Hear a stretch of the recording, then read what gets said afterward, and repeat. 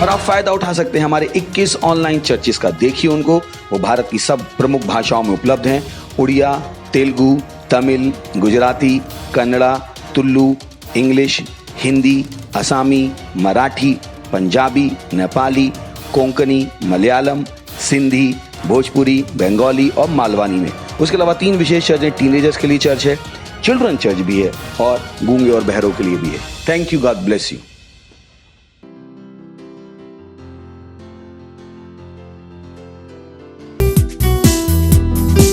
Hallelujah. Say I can do all through Christ who strengthens me. Hey. Aha.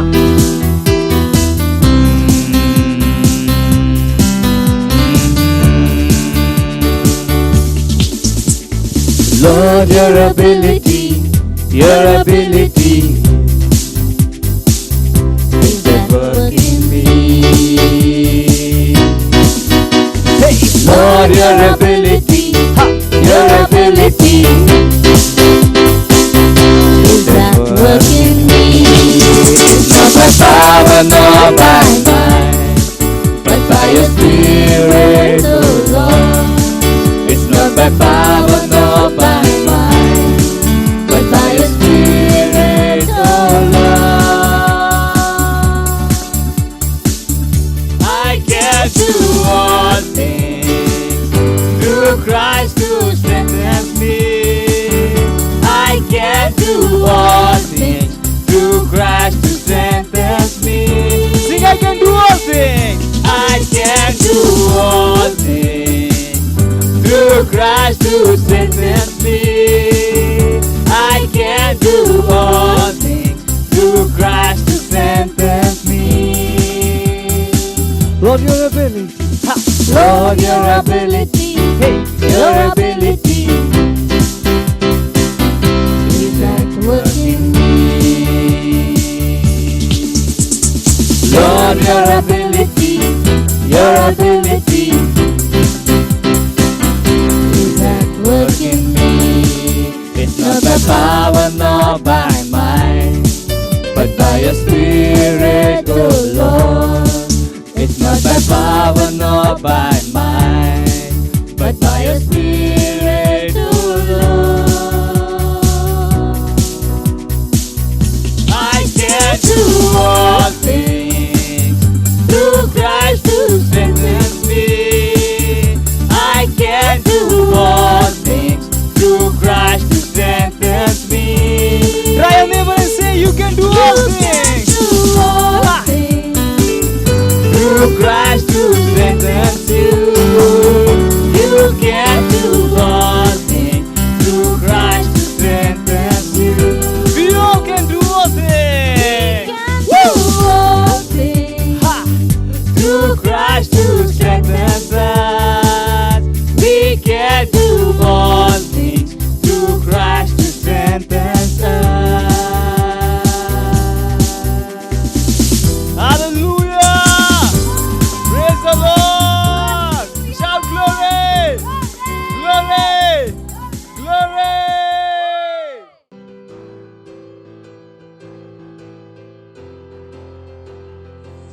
Hallelujah, praise the lord. എല്ലാവർക്കും യേശുക്രിസ്തുവിന്റെ നാമത്തിൽ എൻ്റെ സ്നേഹവന്ദനം. First prayer verse 1 Timothy 2:1-2.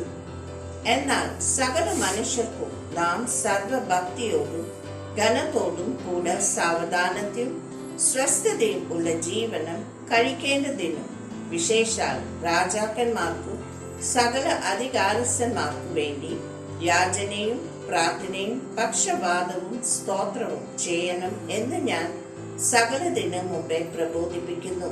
ആമേൻ. അടുത്ത verse 2 Corinthians 4:3-4. എന്നാൽ ഞങ്ങളുടെ സുവിശേഷം മറിഞ്ഞ് ഇരിക്കുന്നുവെങ്കിൽ നശിച്ചു പോകുന്നവർക്ക് അത്രയും മറിഞ്ഞ് ഇരിക്കുന്നു. ദൈവപ്രതിമായ ക്രിസ്തുവിന്റെ തേജസ്സുള്ള സുവിശേഷത്തിന്റെ പ്രകാശനം ശോഭിക്കാതെ ഇരിക്കാൻ ഈ ലോകത്തിന്റെ ദൈവം ആ വിശ്വാസികളുടെ മനസ്സ് കുരുടാക്കി. ആമേൻ. First prayer point. ഇന്ന് നമ്മൾ ശക്തമായിട്ട് ആത്മാവിൽ ലോകമെമ്പാട് ഉള്ള ജനങ്ങൾക്ക് വേണ്ടി പ്രാർത്ഥിക്കാം. അവരുടെ ഹൃദയം സുവിശേഷത്തിന് വേണ്ടി തുറക്കാൻ വേണം. തേജസ്സുള്ള സുവിശേഷം അവരുടെ ഹൃദയത്തിൽ വെളിച്ചം സത്യമായി ഇരിക്കാൻ വേണ്ടി നമുക്ക് പ്രാർത്ഥിക്കാം. ആമേൻ. ഇനി നമ്മൾ അന്യഭാഷയിൽ പ്രാർത്ഥിക്കാം. ഹല്ലേലൂയ. നന്ദി കർത്താവേ, നന്ദി പരിശുദ്ധാത്മാവേ.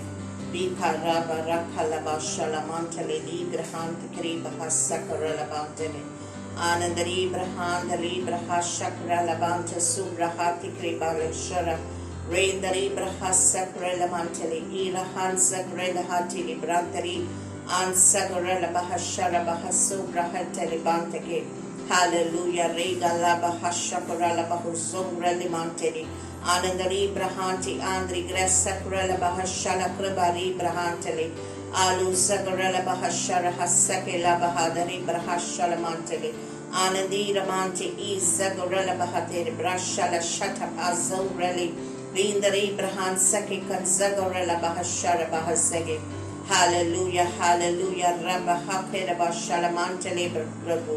Rebrahan the Kilabashala Baha, who the Rebrahan Telip, Rundari Brahan Sekirala Bashala, Grantari Brahas Sakalabashala.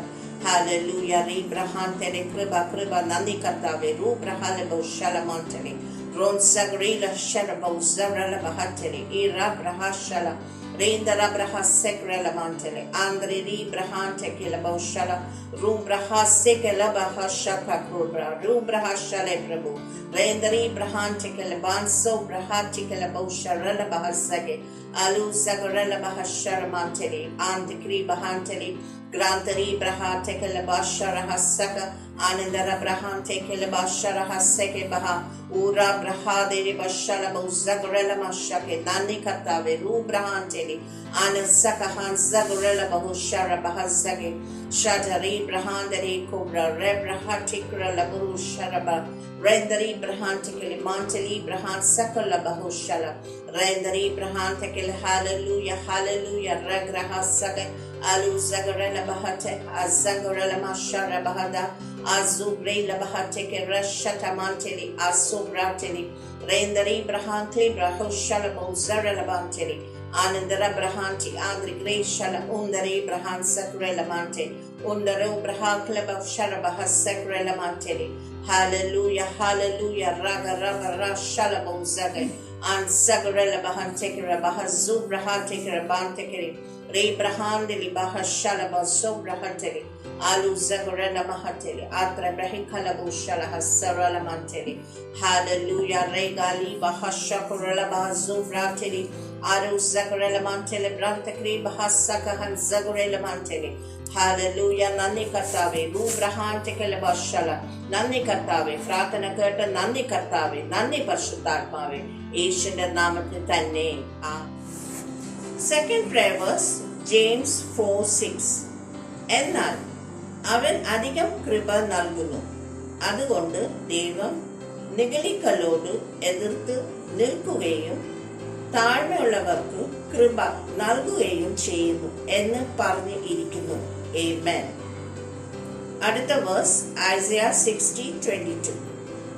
കുറഞ്ഞവൻ ആയിരവും ചെറിയവൻ മഹാജാതിയും ആയിത്തീരും. യഹോവയായ ഞാൻ തക്ക സമയത്ത് അതിനെ ശീഘ്രമായി നിവർത്തിക്കും. Amen. അടുത്ത വേഴ്സ് Psalm 110:3. നിന്റെ സേന ദിവസത്തിൽ നിന്റെ ജനം നിനക്ക് സ്വാമിതാധാനം ആയിരിക്കുന്നു. വിശുദ്ധ വസ്ത്ര അലങ്കാരത്തോടു കൂടെ ഉഷസിന്റെ ഉത്തരത്തിൽ നിന്നു യുവാക്കാലായ മഞ്ഞ് നിനക്ക് വരുന്നു. Amen. രണ്ടാമത്തെ പ്രയർ പോയിന്റ്, ഇന്ന് നമുക്ക് വരുന്ന 7 ദിവസത്തിന്റെ പ്രാർത്ഥന, ഉപവാസം, ആരാധനയ്ക്ക് വേണ്ടി നമുക്ക് പ്രാർത്ഥിക്കാം. 14 ദിവസത്തിന്റെ ആത്മാക്കൾ നേടാൻ വേണ്ടി നമുക്ക് പ്രാർത്ഥിക്കാം. എല്ലാ സഹോദരന്മാർ ഹൃദയത്തിന് ക്രിസ്തുവിന്റെ കൊഴുത്തിന്റെ ബലം കാണുവാൻ വേണ്ടി നമുക്ക് പ്രാർത്ഥിക്കാം. ഈ മാസം സ്പെഷ്യൽ കൃപ ഉള്ള മാസമാണ്. നമുക്ക് വേണ്ടി കർത്താവ് കരുതിയിട്ടുണ്ട്. നമുക്ക് ഇന്ന് 20,000 ആത്മാക്കൾ ക്രിസ്തുവിന് വേണ്ടി പ്രാർത്ഥിക്കാൻ നേടാം. Amen.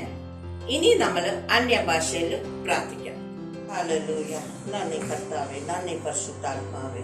വിഖറബറബ ശകലബ സുബ്രഹലബു ശലമാന്തല ആന്ത്രികേരബ ശലമാന്തലി ആനന്ദരി ബ്രഹ സകുരലബ ഹറ്റല ബ്രശറബ സുബ്രഹറ്റലി കരബ ശല വീന്ദരി ബ്രഹാൻ സകേ ഗ്രാന്തരി ബ്രഹാന്തലി ബി ബ്രഹാന്തലി മാന്തര ഹശലബ സകുരലബ സുബ്രഹറ്റലി ആലു സകുരലബ ഹശലമാന്തലി ആത്രി ബരക ശലമാന്തലി കൃപ നന്ദി കർത്താവേ. രൂബ്രഹാന്തലി ഹാസകുരല കൃപ കൃപ റൈഗരബ ഹശലമാന്തലി Arisagurela Bahasubrahata Shatamantili Izagurela Bahate Azengurila Mantele Undari Brahantikala Ashagarala Hasorala Bahateri Alu Sagrela Hashara Hasekirala Bahatele Brantakri Bara Rudari Brahantikala Bashara Hasundari Ansagareha Sigarela Ribrahantikale Kribari Brahashala Basaba Prabhu Randari Brahashala Bonzari Brahantali Bondari Brahantikala Bushala Basaurala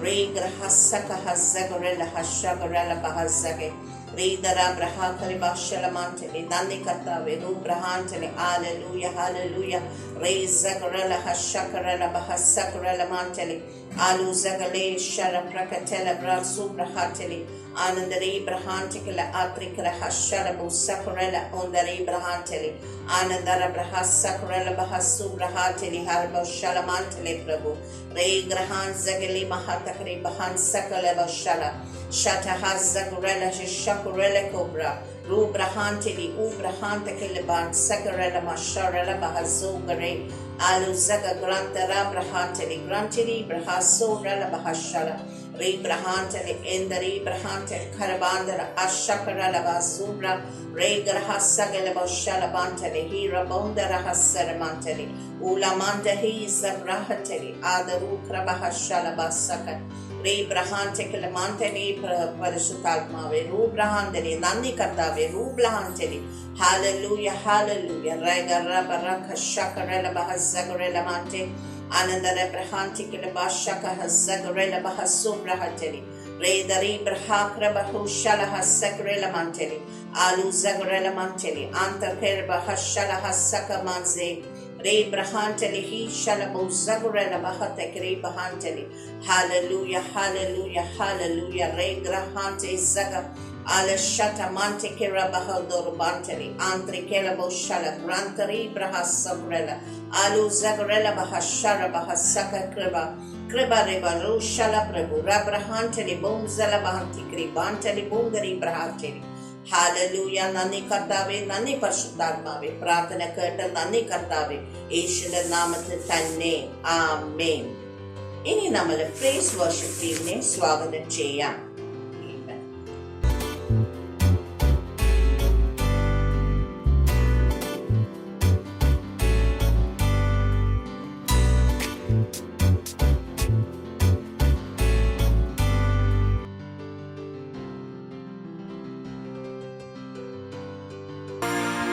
All I see is you alone. And I lift my hands. My hands lifted high, and my mouth filled with praise. I will worship you, Lord. All I see is you. With my hands lifted high, and my mouth filled with praise, I will worship you, Lord. All I see is you. With my hands lifted high, and my mouth filled with praise, I will worship you, Lord. All I see is you. Sing with my hands lifted high. Lift your holy hands.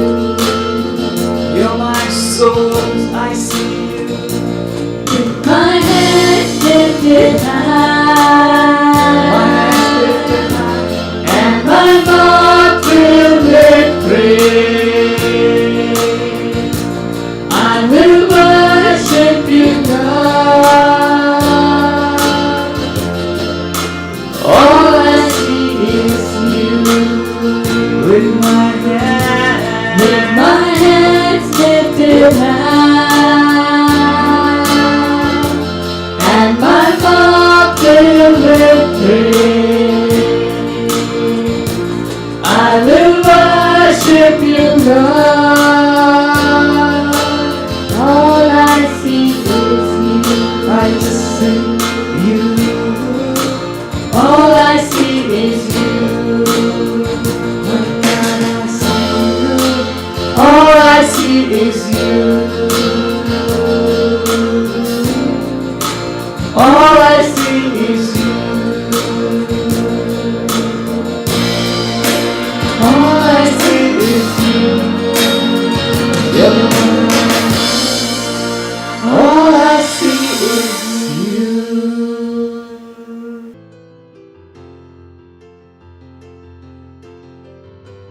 കർത്താവിന്റെ അതിപരിശുദ്ധ വാഴ്ത്തപ്പെടുമാറാകട്ടെ. ഇന്ന് ഫെബ്രുവരി 14, ഈ അനുഗ്രഹിക്കപ്പെട്ട വിശുദ്ധ ദിവസത്തിൽ നിങ്ങളോടൊപ്പം ഒരുമിച്ചായിരിക്കാൻ ദൈവം എന്റെ ജീവിതത്തിൽ തന്ന വിലയേറിയ അവസരത്തിനായി ഞാൻ ദൈവത്തെ സ്തുതിക്കുകയും മഹത്വപ്പെടുത്തുകയും ചെയ്യുന്നു. പാസ്റ്റർ ക്രിസ് ഒയാക്കിലോഹോമെ റാപ്സഡി ഓഫ് റിയാലിറ്റീസിലൂടെ നമ്മോട് സംസാരിക്കുന്നു. നമുക്കതിലേക്ക് ശ്രദ്ധിക്കാം, പ്രാർത്ഥനയോടെ ശ്രദ്ധിക്കാം. ഇന്നത്തെ വിഷയം അവന്റെ മഹത്വത്തിനായി അത് ചെയ്യുക. അതിനാധാരമായിരിക്കുന്ന ദൈവവചന ഭാഗം ഫിലിപ്പിയർ 2-ാം അധ്യായം 3-ാം വാക്യം.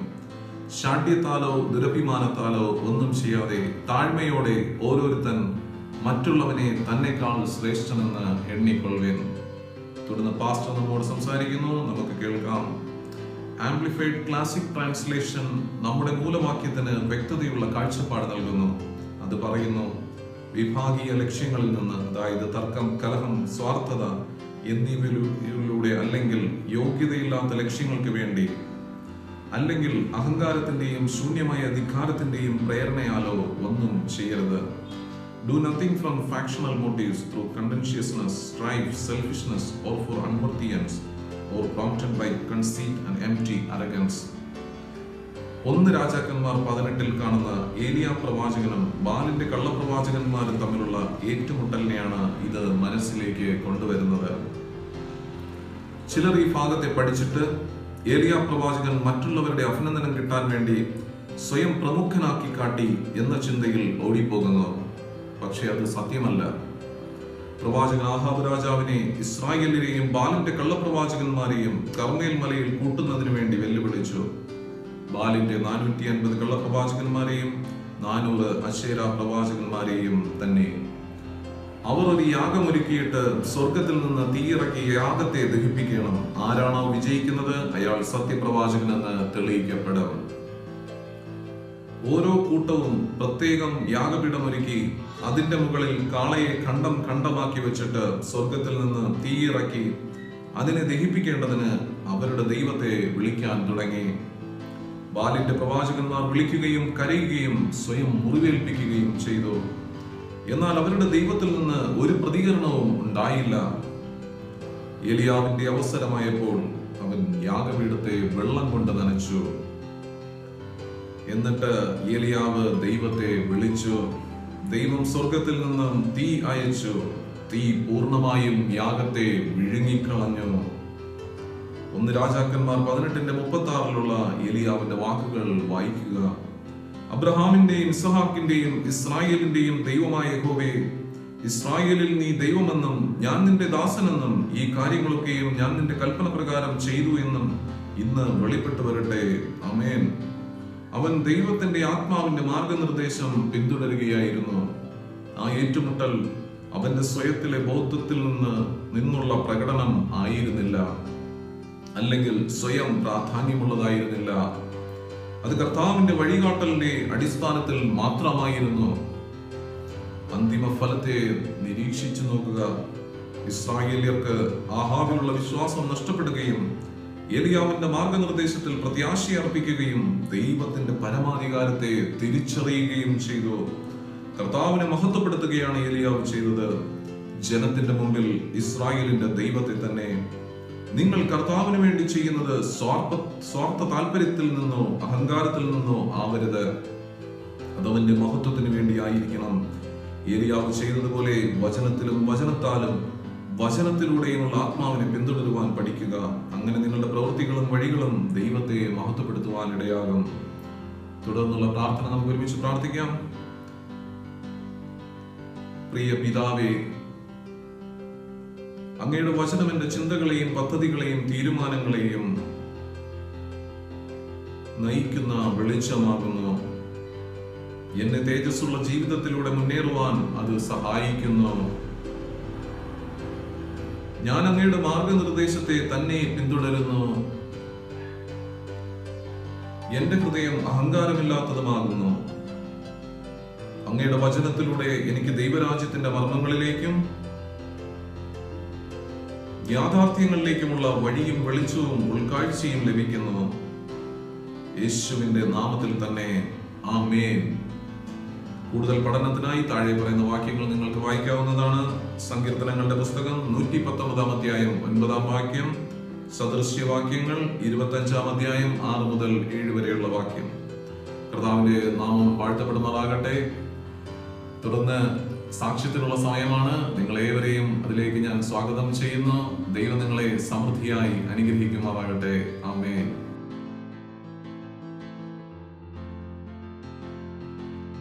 Ladies and gentlemen, let's welcome Pato Masito and her sister Kumutu.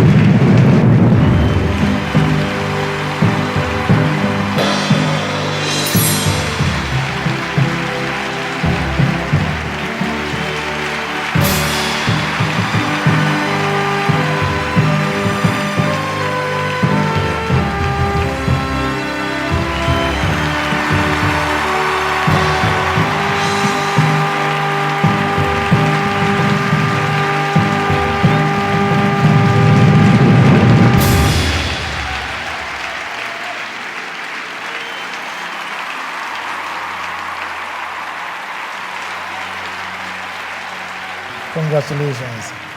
Let me start with you. You brought your sister to the healing school, your younger sister.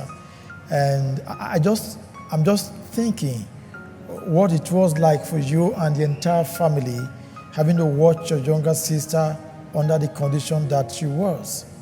Talk to us. What was it like? It was very difficult because Tato was struggling at a very young age. I mean, me as a sister, I also had a life that I had to live, but then I had to focus on Tato. And then it was so frustrating, not only for her, but also for us, because at so many times when she was at school, we would receive a call and then we will be told that we have to come and fetch her.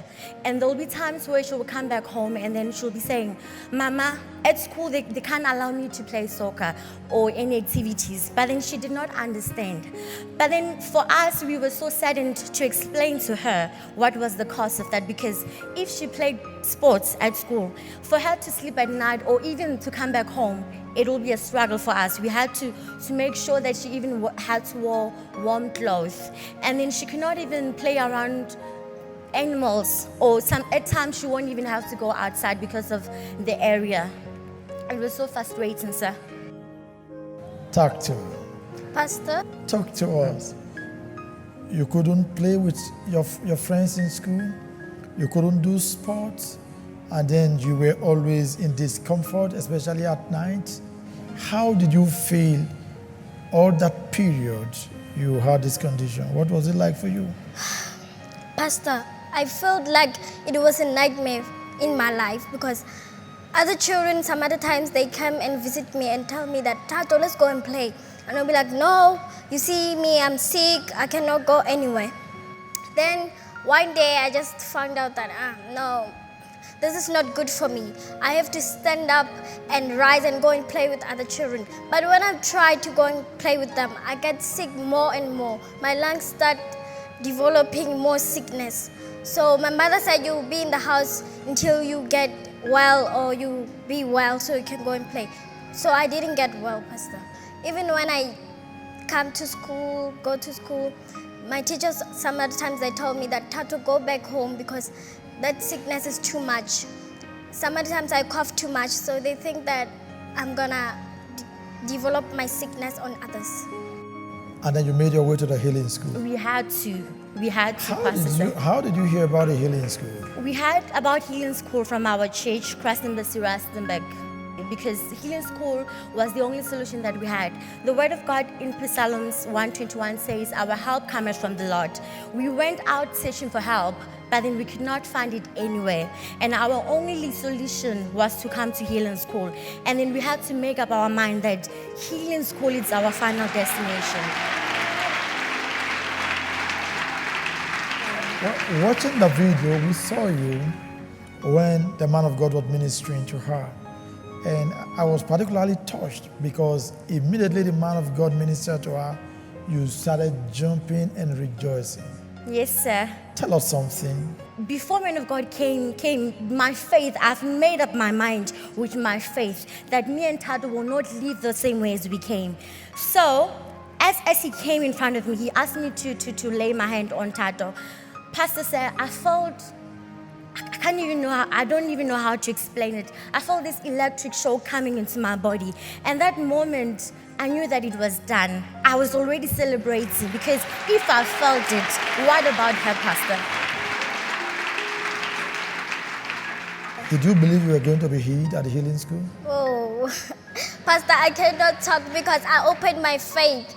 I know that Jesus is with me. Every day I was praying, Pastor, that I will get healed. And look at me now, I'm healed like God healed me. Amen. He healed me through Pastor Chris. He noticed that I had to be healed. And do you know that I have a pet now? I can play with everything that I want to play now. I feel so good. I feel so blessed inside and outside that God has healed me. At school, I can do everything that I want. I can exercise with other children. Even I take videos because I want to see myself. Even when I see myself, I said, this is nothing, I want more. Because I know that in me, there's still more because Christ is with me.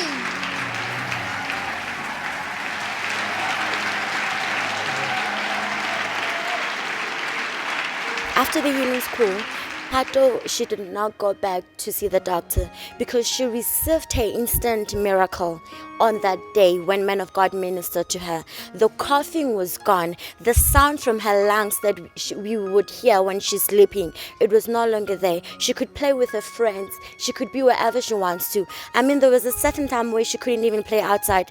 But now, after the healing school, she was even allowed to play there and then we wouldn't have any problem. She received her instant miracle. It's a miracle, amen. Thank you, Pastor Chris, for healing me. Now I have my new lung. I can do everything that I want. Like it's joy, peace, and holiness in my life now. To the partners of the Healing School, I would like to thank you very much because if you did not give, Tado wouldn't have got a new life. But you made it possible for me and Tado to have this jubilation that we have today and also to give our testimony. I would like to say to you, your giving is not in vain. God will bless you more and more. Thank you.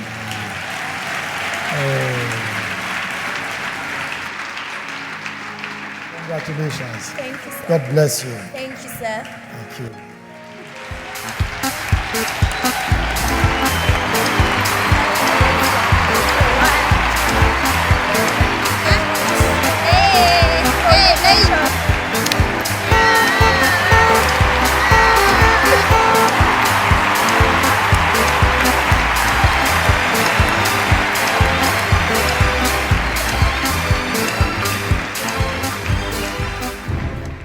We have the life of God which cannot be corrupt.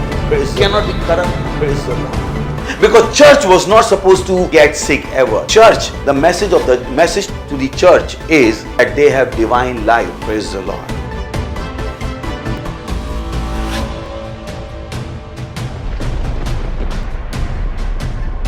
Jesus said, not mine but thine be done. Do you ask God that what you are doing, should you be doing it or not? Many don't have that consciousness. God wants you to live according to His will. Bible says those who are living, they should not live for themselves, but to Him for who died for them and who has purchased them.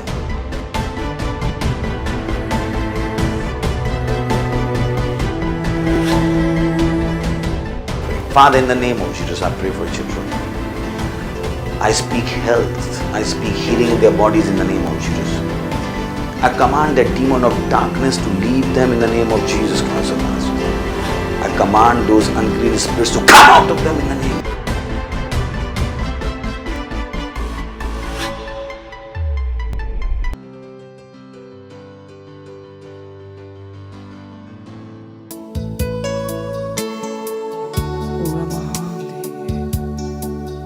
Oh, thank you, Lord. You're so good. You're so good. You're so good. Oh, Ramahati. There is no one else like you, Lord.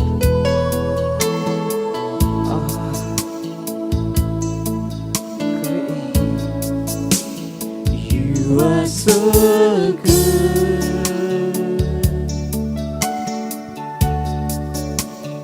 You are so good.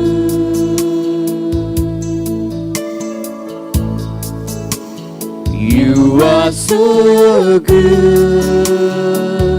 Yes, you are. You are. You are so good.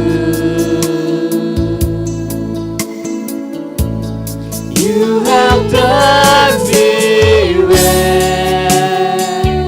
Yes, you have done me well. Done me well. You have done me well. You do all things well. Yes, you are so good. You are so good. Father, you're so good. You are so good. And we bless your name. We exalt your name. You are so good.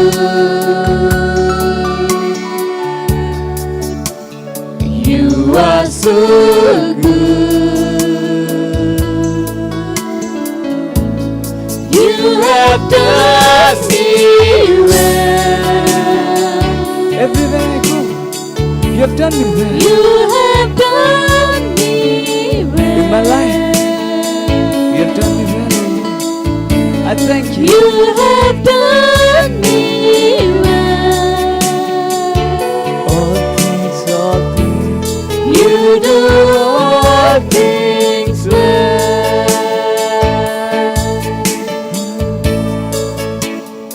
You are so good. And I worship you. You are so good. Yes, you are so good. You are so good. Great and mighty God. You are so good. You have done me well. You have done me well. Lord, you have done me well. You have done me well. You do all things well. You have done me well. You have done me well. You have done me well. You have done me well. You do all things well.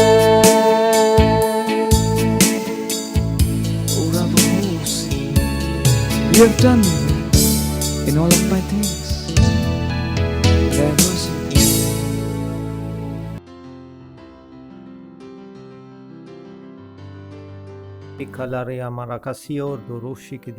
നിങ്ങളുടെ വിശുദ്ധ കരങ്ങളെ ഉയർത്തി അവനെ ആരാധിക്കുക, മഹത്വം കൊടുക്കുക ദൈവത്തിന്. അപ്പോൾ തന്നെ ദൈവത്തോട് അങ്ങ് സംസാരിക്കുക. ഇതൊരു പദവിയാ, ദൈവത്തോട് സംസാരിക്കുക. പിതാവെ, അങ്ങേക്ക് നന്ദി പറയുന്നു. പിതാവെ, അങ്ങയുടെ സ്നേഹത്തിനായി, അങ്ങയുടെ കൃപയ്ക്കായി, അങ്ങയുടെ അനുഗ്രഹത്തിനായി നന്ദി പറയുന്നു.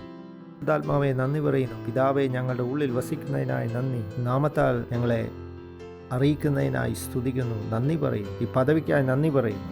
അങ്ങയുടെ സാന്നിധ്യം ഞങ്ങളുടെ നടുവിൽ വരുന്നതിനായി പിതാവെ നന്ദി പറയുന്നു. ഹൃദയങ്ങളും മനസ്സുകളും തുറന്നിരിക്കുന്നു നിന്റെ വചനം കേൾക്കുവാൻ, ഇന്നത് സ്വീകരിക്കുവാൻ. യേശു ക്രിസ്തുവിൻ നാമത്തിൽ തന്നെ ആമേൻ. ദൈവത്തിന് സ്തോത്രം. ഹല്ലേലൂയ. ദൈവത്തിന് സ്തോത്രം. നിങ്ങൾക്ക് എല്ലാവർക്കും ദയവായിരിക്കാം. മഹത്വം നിങ്ങളെല്ലാവരെയും സ്വാഗതം ചെയ്യുന്നു. ഈ ഫെബ്രുവരി മാസത്തെ ആദ്യത്തെ ഞായറാഴ്ചയിലെ ദയവ് ചെയ്ത് നിങ്ങളുടെ അടുത്തിരിക്കുന്ന ആളിനെ നോക്കി ഒന്ന് പുഞ്ചിരിച്ച് സന്തോഷത്തോടെ പറയാൻ, നിങ്ങളെ കണ്ടതിൽ വലിയ സന്തോഷമുണ്ട്, നിങ്ങളെല്ലാവരും വന്നതോട് സന്തോഷിക്കും. നാം കഴിഞ്ഞ ആഴ്ച ചിന്തിച്ച ഭാഗങ്ങളിൽ നിന്ന് നമ്മൾ തുടർന്ന് പോയിക്കൊണ്ടിരിക്കുകയാണ്. നമ്മളൊരു കാര്യം ചർച്ച ചെയ്തു. ആ ചർച്ച ചെയ്ത വിഷയത്തിൻ്റെ തലക്കെട്ട് ഇപ്രകാരമാണ്: പ്രാർത്ഥനയുടെ അനുഗ്രഹം. അത് നമ്മൾ തുടർന്ന് മുന്നോട്ട് കൊണ്ടുപോവുകയാണ്. പ്രാർത്ഥനയുടെ അനുഗ്രഹം. ദൈവത്തിന് സ്തോത്രം. പ്രാർത്ഥനയെക്കുറിച്ച് സംസാരിച്ചാലും ഇത് വെറും ഒരു വിഷയമോ ഒരു തലക്കെട്ടോ അല്ല. ഇതിനപ്പുറമായിരിക്കുന്ന ഒരു കാര്യമാണ്. നിങ്ങളത് പ്രാവർത്തികമാക്കണം. പഠിപ്പിച്ചാരെയും ബോധിപ്പിക്കാൻ കഴിയുന്നതല്ല പ്രാർത്ഥനയുടെ വിഷയം. അത് സ്വമേധ നിങ്ങൾ പ്രാവർത്തികമാക്കേണ്ട കാര്യമാണ് പ്രാർത്ഥന. പ്രാർത്ഥനയുടെ അനുഗ്രഹം വളരെ വളരെ വലുതാണ്. അത് എണ്ണിത്തീർക്കാവുന്നതല്ല. എല്ലായ്പ്പോഴും ചെയ്യണം. അതുകൊണ്ട് തന്നെ പ്രാർത്ഥന കൊണ്ട് തന്നെ നിങ്ങൾ ജീവിക്കുകയും വേണം. അത്ര വലിയ അനുഗ്രഹമാണ് പ്രാർത്ഥനയുടെ. പറയുമ്പോൾ തന്നെ മറ്റൊരു കാര്യം ഞാൻ മനസ്സിലാക്കുന്നത്, ആളുകൾക്ക് ചില സമയങ്ങളിൽ പ്രാർത്ഥിപ്പാൻ താല്പര്യം കാണത്തില്ല, അല്ലെങ്കിൽ അതിൽ നിന്ന് മാറി നിൽക്കുകയായിരിക്കും. അതുമാത്രമല്ല, ചിലവർ പ്രാർത്ഥിക്കുമ്പോൾ മറുപടി ലഭിക്കുമെന്ന് പ്രതീക്ഷിക്കാതെ അവർ പ്രാർത്ഥിക്കുന്നു. ഈ കാരണം കൊണ്ട് തന്നെ പ്രാർത്ഥനയെക്കുറിച്ചുള്ള വിഷയം നമ്മൾ സംസാരിക്കുമ്പോൾ ഈ കേൾവിക്കാർക്കിടെ ഇടയിൽ പലർക്കും ഒരു ആവേശം ഇല്ല അവരുടെ നടുവിൽ. അവർ പറയും, ഇത് പറയാനാണോ, എന്ത് പറയാനാണ്, ഞാൻ എല്ലാ ദിവസവും പ്രാർത്ഥിക്കുന്ന വ്യക്തിയാണ്, അതിലെന്തോ പഠിക്കാനിരിക്കുന്നു. രാവിലെ പ്രാർത്ഥിച്ച വിഷയമോ അവരുടെ മനസ്സിൽ ഇല്ല ആ ദിവസത്തോടുള്ള ബന്ധത്തിൽ. കാരണം അവരുടെ സാഹചര്യങ്ങളിൽ അവരുടെ പ്രാർത്ഥന മൂലം യാതൊന്നും തന്നെ മാറിയിട്ടില്ല. അതുകൊണ്ട് അവർക്ക് വലിയ ഉറപ്പോ പ്രത്യാശയോ ഇല്ല. ആരെങ്കിലും പ്രാർത്ഥനയ്ക്ക് വിളിച്ചാൽ അവർക്ക് ആവേശമോ താല്പര്യമില്ല. അവർ മതത്തിൽ അവർ പ്രാർത്ഥിക്കുന്നുണ്ട്, എല്ലാ ദിവസവും പ്രാർത്ഥനയുണ്ട് ഞങ്ങൾക്ക് എന്നവർ പറയും. പലരും പറയുന്നു പ്രാർത്ഥനയ്ക്ക് വലിയ കാര്യമൊന്നുമില്ല പല മതത്തിലുള്ളത്. അവരെ സംബന്ധിച്ചോളം ഈ രീതികൾ, പ്രാർത്ഥനകൾ എന്നൊക്കെ പറയുന്ന ഒരു തന്നോട് തന്നെ പറയുന്ന ഒരു പ്രാർത്ഥനാ രീതി, ദൈവത്തോടല്ല തന്നോട് തന്നെ, ഒരു ആത്മഭാഷണം എന്ന് പേര് പറയാം. മതപരമായ ആചാരം. ദൈവത്തിന് സ്തോത്രം. അതിൽ നിന്നും മറുപടിയൊന്നും വലുതായിട്ട് പ്രതീക്ഷിക്കണ്ട. ജീവിതത്തിൽ അങ്ങനെ ഒരു വലിയ അർത്ഥം ഇല്ല. പ്രാർത്ഥനയ്ക്ക് അർത്ഥമൊന്നുമില്ല. അതൊന്നും ചെയ്തു പോകുന്നു ആചാരങ്ങളായിട്ട്. ഉദാഹരണമായി പറയുകയാണെങ്കിൽ, ഒരു കുടൽ സംബന്ധമായ ഒരു പ്രയാസം, അതിന് സർജറി ആവശ്യമാണ്. അത് പ്രത്യേകിച്ച് ഗുണമൊന്നും ചെയ്യില്ല. ഈ കുടൽ രോഗം അതവിടെ തന്നെ ഉണ്ട്. ജീവിതത്തിൽ കുടൽ സംബന്ധമായ അപ്പൻഡിസൈറ്റിസ് പോലെ തന്നെയാണ് അവരുടെ പ്രാർത്ഥന ജീവിതം. പ്രത്യേകിച്ച് ഗുണമില്ല. മത ആചാരം അനുഷ്ഠിക്കും, അത്രയേ ഉള്ളൂ. അതുപോലല്ല, പ്രാർത്ഥനയ്ക്ക്, യഥാർത്ഥ പ്രാർത്ഥനയ്ക്ക് മറുപടി ഉണ്ട് എന്ന് പാസ്റ്റർ ക്രിസ് ഞങ്ങളെ പഠിപ്പിച്ചിട്ടുണ്ട്. അതുകൊണ്ട് പ്രാർത്ഥന വന്നു കഴിയുമ്പോൾ അത് ഒന്ന് പരിശോധിച്ച് നോക്കുന്നത് നല്ലതാണ്. നമ്മൾ പ്രാർത്ഥിക്കുന്നത് ഉയർന്ന പദവിയിലിരിക്കുന്ന ഒരാളോടാണ്. നിങ്ങൾക്ക് ആ വ്യക്തിയുമായി നല്ല ഒരു ബന്ധമുള്ള വ്യക്തിയുമായിട്ടാണ് നിങ്ങൾ പ്രാർത്ഥിക്കുന്ന ആ പ്രാർത്ഥന ചെയ്യുന്ന ആ വ്യക്തിയോടുള്ള നിങ്ങളുടെ സ്നേഹബന്ധം വളരെ ആഴമുള്ളതായിരിക്കണം. നിങ്ങളോട് കരുണ കാണിക്കുന്നു, നിങ്ങളെ സ്നേഹിക്കുന്നു. അതാണ് പ്രാർത്ഥനയുടെ അർത്ഥം. യഥാർത്ഥത്തിൽ ഒരു ദുഷ്ടനോട് ഒരിക്കലും നിങ്ങൾ പ്രാർത്ഥിക്കുകയില്ല. കാരണം നിങ്ങൾക്ക് നല്ലൊരു വ്യക്തിയോട് നിങ്ങൾക്ക് പ്രാർത്ഥിക്കാൻ കഴിയത്തുള്ളൂ. പ്രാർത്ഥിക്കുന്ന ആ വ്യക്തി നിങ്ങളുടെ ജീവിതത്തിൽ ദയയും കൃപയും കൊണ്ടുവരണം. നിങ്ങൾ ഒരു ക്രിസ്ത്യാനി അല്ലെങ്കിൽ അത് നിങ്ങൾ ചെയ്യുന്ന പ്രാർത്ഥനയാണെന്ന് പറയാൻ ബുദ്ധിമുട്ടുണ്ട്. വേറെ ഒന്നുമല്ല, പിന്നെ ദൈവമില്ലാതെ പിന്നെ സാത്താനോ ദുഷ്ടാത്മാവേ ഉള്ളൂ നമ്മുടെ ചുറ്റുപാട്. കാരണം അവിടെ ഒരു പിശാച് വസിക്കുന്നു. ഞാൻ പ്രാർത്ഥിച്ചു, പക്ഷേ എൻ്റെ സ്ഥിതിയൊന്നും ഭേദമായില്ല.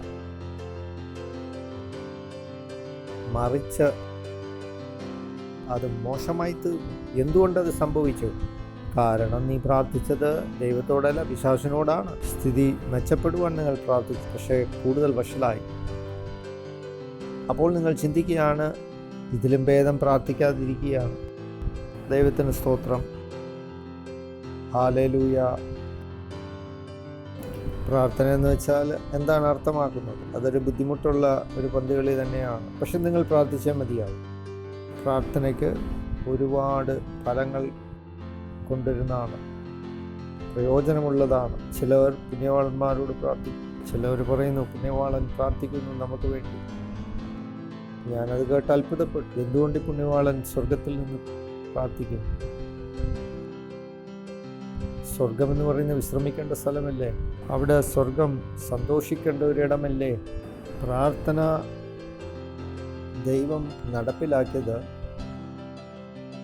മാറ്റങ്ങൾ ഭൂമിയിൽ കൊണ്ടുവരാൻ വേണ്ടിയാണ്. ഒരു വ്യക്തി ഭൂമിയിൽ ജീവിതം പൂർത്തിയായി ഈ ലോകം വിട്ടുപോകുമ്പോൾ പിന്നെ അവർക്ക് പ്രാർത്ഥിപ്പാനുള്ള അവകാശം നിഷേധിക്കപ്പെട്ടു പോവുകയാണ്. ഞാൻ പറയുന്ന കാര്യം അർത്ഥമുണ്ടെന്ന് വിശ്വസിക്കുന്നു. ചിലവർ പറയുന്നു യേശു കർത്താവ് പ്രാർത്ഥിക്കുന്നു. യേശു കർത്താവ് സ്വർഗീയ സിംഹാസനത്തിലാണെന്ന് ചിന്തിക്കുക. നിങ്ങളെന്ത് സങ്കല്പിക്കുന്നു?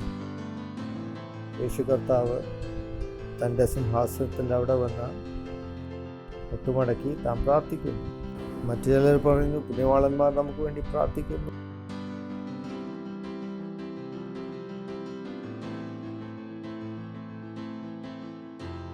ഓരോ പുണ്യവാളന്മാരുടെ പേര് പറഞ്ഞ് നമുക്ക് വേണ്ടി പ്രാർത്ഥിക്കണേ എന്ന് അവർ അപേക്ഷിക്കുന്നു. ഇതെങ്ങനെ സാധ്യമാവും? എങ്ങനെ പുണ്യവാളൻ നിങ്ങൾക്ക് വേണ്ടി പ്രാർത്ഥിക്കാൻ കഴിയും? ഒരിക്കലും അവർക്ക് സാധ്യമല്ല. അതുകൊണ്ട് ഞാനിത് പറയുന്നു, ഒരു ഉദ്ദേശത്തോടെയാണ്. നിങ്ങൾ നിങ്ങൾക്ക് വേണ്ടി തന്നെ പ്രാർത്ഥിക്കണം. മറ്റൊരാൾ ഒരിടത്ത് നിന്നുകൊണ്ടല്ല നിങ്ങൾക്ക് വേണ്ടി പ്രാർത്ഥിക്കണം. ഇത് തന്നെ ലോകം എല്ലായിടത്തുമുള്ള വലിയ പ്രശ്നമാണ്. അനേകർക്ക് പ്രാർത്ഥന ആവശ്യമാണ്. അവർ സ്വമേധ പ്രാർത്ഥിക്കുന്നു. അനേകർ വഞ്ചിക്കപ്പെട്ടിരിക്കുകയാണ്. അവർ പൊതുവെ ചിന്തിക്കുന്നത് പ്രാർത്ഥിക്കേണ്ട കാര്യമൊന്നുമില്ല. പ്രാർത്ഥന എന്നർത്ഥമാക്കുന്നത് ആഗ്രഹിക്കുന്ന ചിന്തകൾ, രീതികൾ. ദൈവത്തിന് സ്തോത്രം. പ്രാർത്ഥന എന്താണെന്ന് മനസ്സിലാക്കണമെങ്കിൽ നിങ്ങൾ പ്രാർത്ഥിച്ചേ മതിയാവും. മനസ്സിലാക്കി കൊടുക്കും. മെക്സിക്കോയിലെ പിസ്സ എങ്ങനെ ഇരിക്കും എന്നുള്ളത് രാവിലെ തൊട്ട് വൈകുന്നേരം വരെ പറഞ്ഞാലും നിങ്ങൾക്ക് മനസ്സിലാകുകയില്ല. ഈ പറയുന്ന ഭക്ഷണ പിസ്സ കൊണ്ടുവരികയും നിങ്ങളുടെ മുമ്പിൽ അത് കാഴ്ചവെക്കുകയും ചെയ്താൽ നിങ്ങൾക്ക് കഴിക്കാൻ കഴിയും. പ്രാർത്ഥന എന്താണെന്ന് മനസ്സിലാക്കണമെങ്കിൽ പ്രാർത്ഥന യോഗത്തിൽ പങ്കെടുക്കുക. നിങ്ങൾ പ്രാർത്ഥന എന്തെന്ന് മനസ്സിലാക്കി ആ രീതിയിൽ കയറിക്കഴിഞ്ഞാൽ പിന്നെ നിങ്ങൾ രക്ഷ പ്രാപിച്ചു കഴിഞ്ഞ് ജീവിതം ധന്യമാവുകയാണ്. നമ്മുടെ ജീവിതത്തിൽ ഇതാണ് ഏറ്റവും അത്യാവശ്യം. പ്രാർത്ഥിക്കാൻ പഠിക്കുക. ബുദ്ധിമാന്മാർ പലരും വീണ് കഴിഞ്ഞു ഈ ലോകത്ത്. അനേകർ ശരിയായ പ്രാർത്ഥന ശരിയായ സമയത്ത് ചെയ്യുവാൻ അവർ പഠിച്ചിരിക്കുന്നു.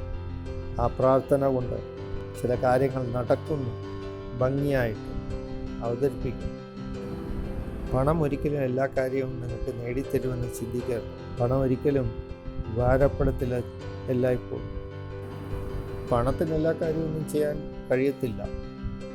പണത്തിന് ചെയ്യാൻ കഴിയാത്ത പലതും ഉണ്ട് എന്ന് മനസ്സിലാക്കണം. ഇപ്പോൾ ഒരാൾക്ക് ക്യാൻസർ മൂർത്താവസ്ഥയിൽ എത്തിക്കഴിഞ്ഞാൽ അവർ പണം ഉള്ളതുകൊണ്ട് അവർക്ക് രക്ഷപ്പെടുവാൻ കഴിയുന്നതല്ല. ഏത് വലിയ രാജ്യത്ത് നിങ്ങൾ പോയാലും നിങ്ങൾക്ക് രക്ഷപ്പെടാൻ കഴിയുന്നതല്ല. നല്ലൊരു ശാസ്ത്രജ്ഞനെ നിങ്ങൾക്ക് കിട്ടിക്കാണാം. പ്രാർത്ഥനയ്ക്ക് ഒരുപാട് അത്ഭുതങ്ങൾ കൊണ്ടുവരാൻ കഴിയും. എങ്ങനെ പ്രാർത്ഥനയ്ക്ക് അത്ഭുതം ചെയ്യാൻ കഴിയും? പ്രാർത്ഥനയ്ക്ക് ശക്തി പുറപ്പെടുവിക്കാൻ കഴിയും. ഒരു ക്രിസ്ത്യാനിയായ ജയോത്സവമായ ജീവിതം നിങ്ങൾക്ക് നയിക്കണമെങ്കിൽ പ്രാർത്ഥനയുടെ ചില അടിസ്ഥാന കാര്യങ്ങൾ നിങ്ങൾ മനസ്സിലാക്കണം. ജീവിതത്തിൽ പ്രാർത്ഥനയ്ക്ക് പരിശീലനം നേടുക, നന്നായി പ്രാർത്ഥിക്കുക. ചിലവർ മൗനമായി പ്രാർത്ഥിക്കുന്നു. അവർ പ്രാർത്ഥിക്കുന്നു എന്ന് അവർ പറയുന്നു, അവർ വാ തുറക്കുന്നില്ല. കാരണം വേറെ ഒന്നുമല്ല, ഹൃദയം കൊണ്ട് നിങ്ങൾ വിശ്വസിക്കുന്നു, നിങ്ങൾ വാ കൊണ്ട് നിങ്ങൾ ഏറ്റു പറയും. ഇതാണ് പ്രാർത്ഥന. റോമാലേഖനം 10-ാം അധ്യായത്തിലേക്ക് പോകാമോ? റോമാലേഖനം 10-ാം അധ്യായത്തിൻ്റെ 10-ാം വാക്യത്തിലേക്ക് നമുക്കൊന്ന് കടന്നു ചെല്ലാം. നീതിക്കായി ഹൃദയം കൊണ്ട് മനുഷ്യൻ വിശ്വസിക്കുന്നു, അതുകൊണ്ട് സാക്ഷ്യം പറയുന്നു, ഏറ്റുപറച്ചിൽ നടത്തുന്നു. രക്ഷക്കായി അവൻ വാവുണ്ട് ഏറ്റുപറയുന്നു. അതാണ് അവിടെ പറയുന്നത്. എങ്ങനെ നിങ്ങൾ പ്രാർത്ഥിക്കുന്നു? ഹൃദയത്തിൽ നിന്നല്ല, വാവുകൊണ്ട് തുറന്ന് പ്രാർത്ഥിക്കുന്നു. യേശു എന്ത് പ്രാർത്ഥിച്ചു എന്ന് എങ്ങനെ അറിയുന്നു? യേശു വാ തുറന്ന് സംസാരിച്ചു. യേശു വാ കൊണ്ട് പറഞ്ഞത് യേശുവിൻ്റെ അടുക്കലിരിക്കുന്ന ആളുകൾ അവർ കേട്ടു. യേശു പറഞ്ഞതൊക്കെയും അവർ ചെവി കൊണ്ട് കേട്ടു. അതുകൊണ്ട് ഒരിക്കലും നിങ്ങളുടെ മതം പഠിപ്പിച്ചത് നിങ്ങൾ ചിന്തിക്കരുത്. അങ്ങനെ മൗനത്തിൽ ഉള്ള പ്രാർത്ഥന. ദൈവം എൻ്റെ അവസ്ഥ അറിയുന്നു. അങ്ങനെ ദൈവം നിങ്ങളുടെ അവസ്ഥ അറിയുമെങ്കിൽ ദൈവം എന്തുകൊണ്ട് പറയുന്നു? ചോദിപ്പീൻ. ദൈവത്തിന് എൻ്റെ അവസ്ഥ അറിയാം. ഞാൻ പറയുന്നു ഇല്ല, അറിയുന്നില്ല. ഇപ്പം യേശു അറിഞ്ഞെന്ന് തന്നെ ഇരിക്കട്ടെ, അറിഞ്ഞാം. സാത്താൻ ദൈവസന്നിധിയിൽ കടന്നു വരുമ്പോൾ ദൈവം അവനോട് ചോദിച്ചു, നീ എവിടെ നിന്ന് വരുന്നു? എന്താ ദൈവം അറിഞ്ഞില്ലേ സാത്താൻ എവിടെ പോയി വന്നു എന്നുള്ളത്? ദൈവത്തിന് എല്ലാ കാര്യങ്ങളും അറിയാം. ദൈവത്തിന് എല്ലാ കാര്യങ്ങൾ അറിയാമെങ്കിൽ തന്നെയും ദൈവം പറയുന്നു, ചോദിപ്പീൻ. നിങ്ങളുടെ ചുമതല വിട്ട് നിങ്ങളുടെ ചുമതലയെല്ലാം ദൈവസന്നിധിയിൽ ഏൽപ്പിച്ച് നിങ്ങൾക്ക് ഓടി രക്ഷപ്പെടാവുന്നതല്ല. നമ്മുടെ ഭാഗത്തു നിന്ന് ഒരു കാര്യം നമ്മൾ പൂർത്തീകരിക്കണം. ഒന്നേറ്റ് പറയാമോ, ഒരു പങ്കാളിത്തമുണ്ട് ദൈവവുമായിട്ട്. ഭാരതത്തിലും അങ്ങനെ തന്നെയാണ്. രണ്ടുപേര് കൂട്ടിച്ചേർന്ന് ഒരു സ്ഥാപനം നടത്തുമ്പോൾ ഒരാൾക്ക് വെറുതെ ഇരിക്കാൻ സാധ്യമല്ല. വെറുതെ ഇരുന്ന ആദായം എടുക്കാൻ കഴിയുന്നതല്ല. മറ്റേ പങ്കാളി എന്ത് ചെയ്യും? അയാളെ ഓടിച്ചു കളയും. നമ്മൾ ദൈവവുമായിട്ട് ഒരു പങ്കാളിത്തത്തിലാണ്. അതുകൊണ്ട് ഒരിക്കലും നിങ്ങൾക്ക് പറയാൻ പാടില്ല, എനിക്ക് പ്രാർത്ഥിക്കാൻ കഴിയുന്നില്ല, സമയമില്ല. നിങ്ങൾ പ്രാർത്ഥിച്ചേ മതിയാവൂ. ഹല്ലേലൂയ, ദൈവത്തിന് സ്തോത്രം. രണ്ടാമത്തെ പ്രാർത്ഥനയെക്കുറിച്ചുള്ള തെറ്റായ കാര്യങ്ങൾ എന്ന് പറഞ്ഞാൽ ഒരു ആൾക്ക് എന്ത് ചെയ്യാൻ കഴിയുമെന്നുള്ള ചിന്ത. ദൈവത്തിന് സ്തോത്രം. ഹല്ലേലൂയ. ഒരു വ്യക്തിക്ക് മറ്റു കൂടുതൽ കാര്യങ്ങളൊന്നും ചെയ്യാൻ പറ്റത്തില്ല എന്ന് ആരും നിങ്ങളോട് പറഞ്ഞു? ഒപ്പം തന്നെ ഒരു മർത്യന് എന്ത് ചെയ്യാൻ കഴിയും എന്ന് ചിന്തിക്കുന്നു. നമുക്കൊരു വേദവാക്യം എടുത്ത് നോക്കാം. യെഹെസ്കേൽ പ്രവചനം 22-ാമത്തെ അധ്യായത്തിന്റെ 29-ാമത്തെ വാക്യം ഒന്ന് നോക്കാം. ആ വചനം ഇപ്രകാരമാണ്: ദേശത്തിലെ ജനം ഞെരുക്കുകയും പിടിച്ചു പറിക്കുകയും ദരിദ്രരെയും പാവപ്പെട്ടവനെയും ഉപദ്രവിക്കുകയും പരദേശിയെ അന്യായമായി പീഡിപ്പിക്കുകയും ചെയ്യുന്നു. കഴിഞ്ഞ ആഴ്ച ഞാൻ പറഞ്ഞിരുന്നു, എന്തുകൊണ്ട് ചില രാജ്യങ്ങൾക്ക് തെറ്റായ ചില നേതാക്കന്മാരെ ലഭിക്കുന്നു. കാരണം ആ മനുഷ്യർ തന്നെ പീഡിപ്പിക്കുന്നവരും ഉപദ്രവിക്കുന്നവരും ദുഷ്ടന്മാരുമായതുകൊണ്ട്. രാജ്യത്തിൻ്റെ മനുഷ്യരെ കുറിച്ചാണ് പറയുന്നത്, നേതാക്കന്മാരെ കുറിച്ചല്ല. അങ്ങനെയുള്ള പീഡിപ്പിക്കുകയും ഉപദ്രവിക്കുകയും അവർ ചെയ്യുമ്പോൾ അത്തരത്തിലുള്ളവർ പദവിയിലേക്ക് വരാൻ സാധ്യതയുണ്ട്. ദേശത്തിലെ ഞെരുക്കവും പീഡനവും ഉപദ്രവവും കൊണ്ട് വളർന്നു വരുന്ന ജനം, അവരുടെ നടുവിൽ നിന്ന് വരുന്ന നേതാവ് ഉന്നത പദവിയിൽ കയറി വേറെ രീതിയിൽ അയാളും ഇത് തന്നെ ചെയ്തുകൊണ്ടിരിക്കും. ഒരു വ്യക്തി അനേകരെ പീഡിപ്പിക്കുന്നുവെങ്കിൽ ഒരു പക്ഷേ അയാൾക്ക് രണ്ടുപേരെ സ്വാധീനിക്കാൻ കഴിയും. പക്ഷെ ഒരു നേതാവ് അനേകരെ പീഡിപ്പിക്കുകയാണെങ്കിൽ ലക്ഷക്കണക്കിന് ആളുകളെ അദ്ദേഹത്തിന് സ്വാധീനിക്കാൻ കഴിയും. അതുകൊണ്ട് തന്നെ പ്രാധാന്യമുണ്ട് ഈ കാര്യം മനസ്സിലാക്കുക. മനുഷ്യരെ പീഡിപ്പിക്കുകയും ഉപദ്രവിക്കുകയും പാവപ്പെട്ടവനെ ഉപദ്രവിക്കുകയും ചെയ്യുന്നു, കൊള്ളയടിക്കുന്നു. അവർ പരദേശിയെ അന്യായമായി പീഡിപ്പിക്കുകയും അവർ ചെയ്യുന്നു. നമുക്ക് നേരത്തെ ചിന്തിച്ച വചനത്തിലേക്ക് പോകാം. കഴിഞ്ഞ നാളുകളിൽ 1 തിമോത്തി 2-ാം അധ്യായത്തിന്റെ 1 മുതലുള്ള വാക്യം. ഒന്നാമതായി, സകല മനുഷ്യർക്ക് വേണ്ടി അപേക്ഷിക്കുകയും പ്രാർത്ഥിക്കുകയും മധ്യസ്ഥതയും സ്തോത്രവും അർപ്പിക്കേണ്ടതിന് ഞാൻ നിന്നെ പ്രബോധിപ്പിക്കുന്നു. 2-ാമത്തെ വാക്യം, നാം ദൈവഭയത്തിലും സത്യസന്ധമായ ശാന്തതയിലും സമാധാനത്തിലുമായുള്ള ജീവിതം നയിക്കേണ്ടതിന് രാജാക്കന്മാർക്കും സകല അധികാരത്തിലുള്ളവർക്ക് വേണ്ടി തന്നെ. ഇത് വായിക്കുമ്പോൾ യെഹെസ്കേൽ 22-29 മോശമായ സ്ഥിതിക്ക് ഭേദവും മാറ്റവും കൊണ്ടുവരാൻ നമുക്ക് കഴിയും. 1 തിമോത്തി 2-ാമത്തെ അധ്യായം 1-ാമത്തെയും 2-ാമത്തെയും വാക്യം. ഒന്നാമതായി, സകല മനുഷ്യർക്ക് വേണ്ടി അപേക്ഷിക്കുകയും പ്രാർത്ഥിക്കുകയും മധ്യസ്ഥത സ്തോത്രം അർപ്പിക്കുകയും ചെയ്യുന്നത് ഞാൻ നിന്നെ പ്രബോധിപ്പിക്കുന്നു. 2-ാമത്തെ വാക്യം, നാം ദൈവഭയത്തിലും സത്യസന്ധതയിലും ശാന്തതയിലും സമാധാനത്തോടും ജീവിതം നയിക്കേണ്ടതിന് രാജാക്കന്മാർക്കും സകല അധികാരികൾക്കും വേണ്ടി തന്നെ. ദൈവഭയത്തിലും സത്യസന്ധതയിലും ജീവിതം നയിക്കേണ്ടതിന് സാധ്യമാണ്. നേരത്തെ യെഹെസ്കേൽ 22 അധ്യായത്തിൽ കണ്ട ഭാഗം, മോശമായ പീഡിപ്പിക്കുകയും ഉപദ്രവിക്കുകയും പിടിച്ചു പറിയുകയും ചെയ്യുന്ന അവസ്ഥയിൽ നിന്ന് ഈ അവസ്ഥയിലോട്ട് മാറ്റം സാധ്യമാണ്. അവസ്ഥയിലോട്ട് നമുക്ക് കടന്നു വരാം. ദൈവത്തിന് സ്തോത്രം. ദൈവഭയത്തിലും സത്യസന്ധതയിലേക്ക് നമുക്ക് മടങ്ങി വരാം. പിടിച്ചു പറയുന്ന നമുക്ക് രക്ഷപ്പെടാം. സ്ക്രീനിൽ എനിക്ക് കാണിക്കുവാൻ താല്പര്യമുണ്ട്. യെഹെസ്കേൽ 22 പശ്ചാത്തലം എന്ന് പറയുന്നത് പിടിച്ചുപറിയും പീഡനവും ഉപദ്രവവും മോഷണവും ഒക്കെയാണ്. അത് മാറി നമുക്ക് ഈ അവസ്ഥയിലോട്ട് വരാം. 22 കഴിഞ്ഞ് 29 10-ാമത്തെ വാക്യം നമുക്കൊന്ന് വായിക്കാം. 22-ാം അധ്യായത്തിന്റെ 10-ാം വാക്യം. യെഹെസ്കേൽ, ഞാൻ ദേശത്തെ നശിപ്പിക്കാതിരിക്കേണ്ടതിനുമാണ് അതിന് മതിൽ കെട്ടി എൻ്റെ മുമ്പാകെ പിളർപ്പിൽ നിൽക്കേണ്ടതിന് ഒരു പുരുഷനെ ഞാൻ അവരുടെ നടുവിൽ നിന്ന് അന്വേഷിച്ചു, എന്നാൽ ആരെയും കണ്ടില്ല. ഒരിക്കലും ചിന്തിക്കരുത് എനിക്കെന്ത് ചെയ്യാൻ കഴിയും എന്ന് നിങ്ങൾ നിരാശപ്പെട്ട് ചിന്തിക്കരുത്. നിങ്ങൾക്ക് ഒരുപാട് കാര്യങ്ങൾ ചെയ്യാൻ കഴിയും. ഞാൻ ദേശത്തെ നശിപ്പിക്കാതിരിക്കവണ്ണം അതിനു മുമ്പിൽ ഞാൻ മതിൽ കെട്ടി എൻ്റെ മുമ്പാകെ പിളർപ്പിൽ നിൽക്കേണ്ട ഒരു പുരുഷനെ അന്വേഷിച്ചു എന്ന് ദൈവം പറയും. ഏറ്റവും പ്രധാനപ്പെട്ട കാര്യമെന്ന് പറയുന്നത് പിളർപ്പിൽ നിൽക്കുക എന്നുള്ളതാണ്. ദൈവം ആ മനുഷ്യൻ പ്രാർത്ഥിക്കേണ്ട ഒരു രീതി ഉണ്ടായിരുന്നു. അതാണ് ദൈവം ആഗ്രഹിച്ചത്. അന്വേഷിക്കുന്ന പുരുഷൻ ഇങ്ങനെ പ്രാർത്ഥിക്കണമെന്ന് ദൈവത്തിന് താല്പര്യമുണ്ട്. എങ്ങനെയാണ് ദൈവം ഇടപെടുന്നെന്ന് പാസ്റ്റർ ക്രിസ്തു നമ്മുടെ നടുവിൽ പറഞ്ഞിട്ടുണ്ടായിരുന്നു. നമ്മുടെ സമൂഹത്തിൽ ഒരു മാറ്റം ദൈവം കൊണ്ടുവരാൻ ആഗ്രഹിക്കുമെന്ന രീതി ഇങ്ങനെയാണ്. കൂട്ടുകാരുടെ നടുവിൽ ഒരു മാറ്റം ദൈവം ആഗ്രഹിച്ചപ്പോൾ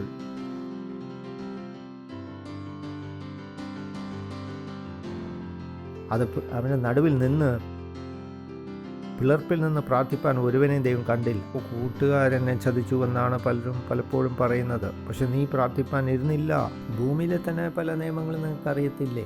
ഏത് കാര്യവും അതാത് അവസ്ഥയിൽ അങ്ങനെ തന്നെ തുടരും.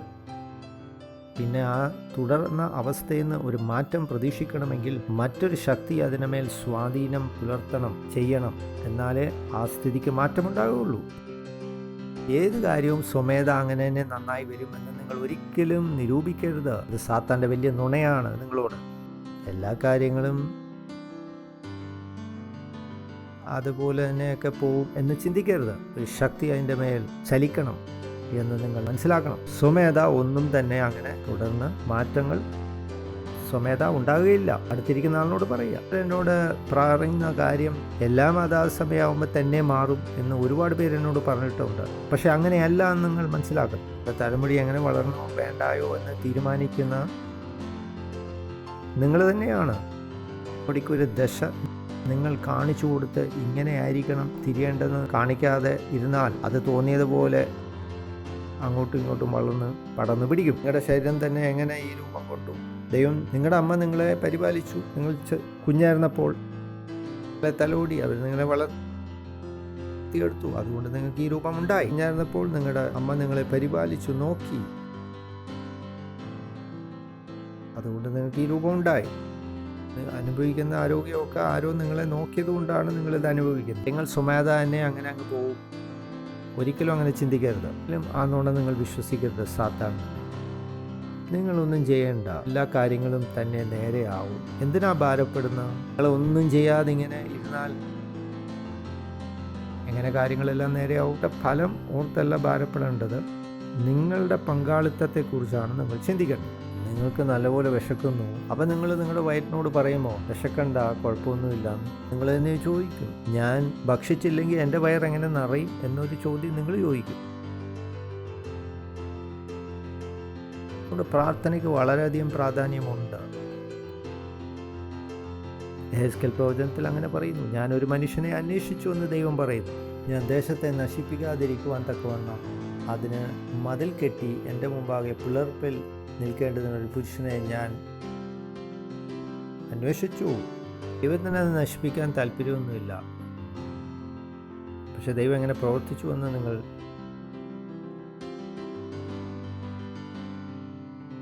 കാണണം. ഭൂമിയെ സംരക്ഷിപ്പാൻ വേണ്ടി ഭൂമിയിൽ നിന്ന് ഒരാളെ പ്രാർത്ഥിപ്പാൻ ദൈവത്തിന് ആവശ്യമായിരുന്നു. ദൈവം പ്രാർത്ഥിക്കും ചിന്തിക്കരുത്. ദൈവം ആരോട് പ്രാർത്ഥിക്കും? ദൈവത്തിന് തന്നോട് തന്നെ പ്രാർത്ഥിക്കാൻ കഴിയും. ദൈവത്തിന് സ്തോത്രം. ഭൂമിയിൽ ഒരു മനുഷ്യനെ ദൈവത്തിൻ്റെ ആവശ്യമാണ് പ്രാർത്ഥിപ്പാൻ.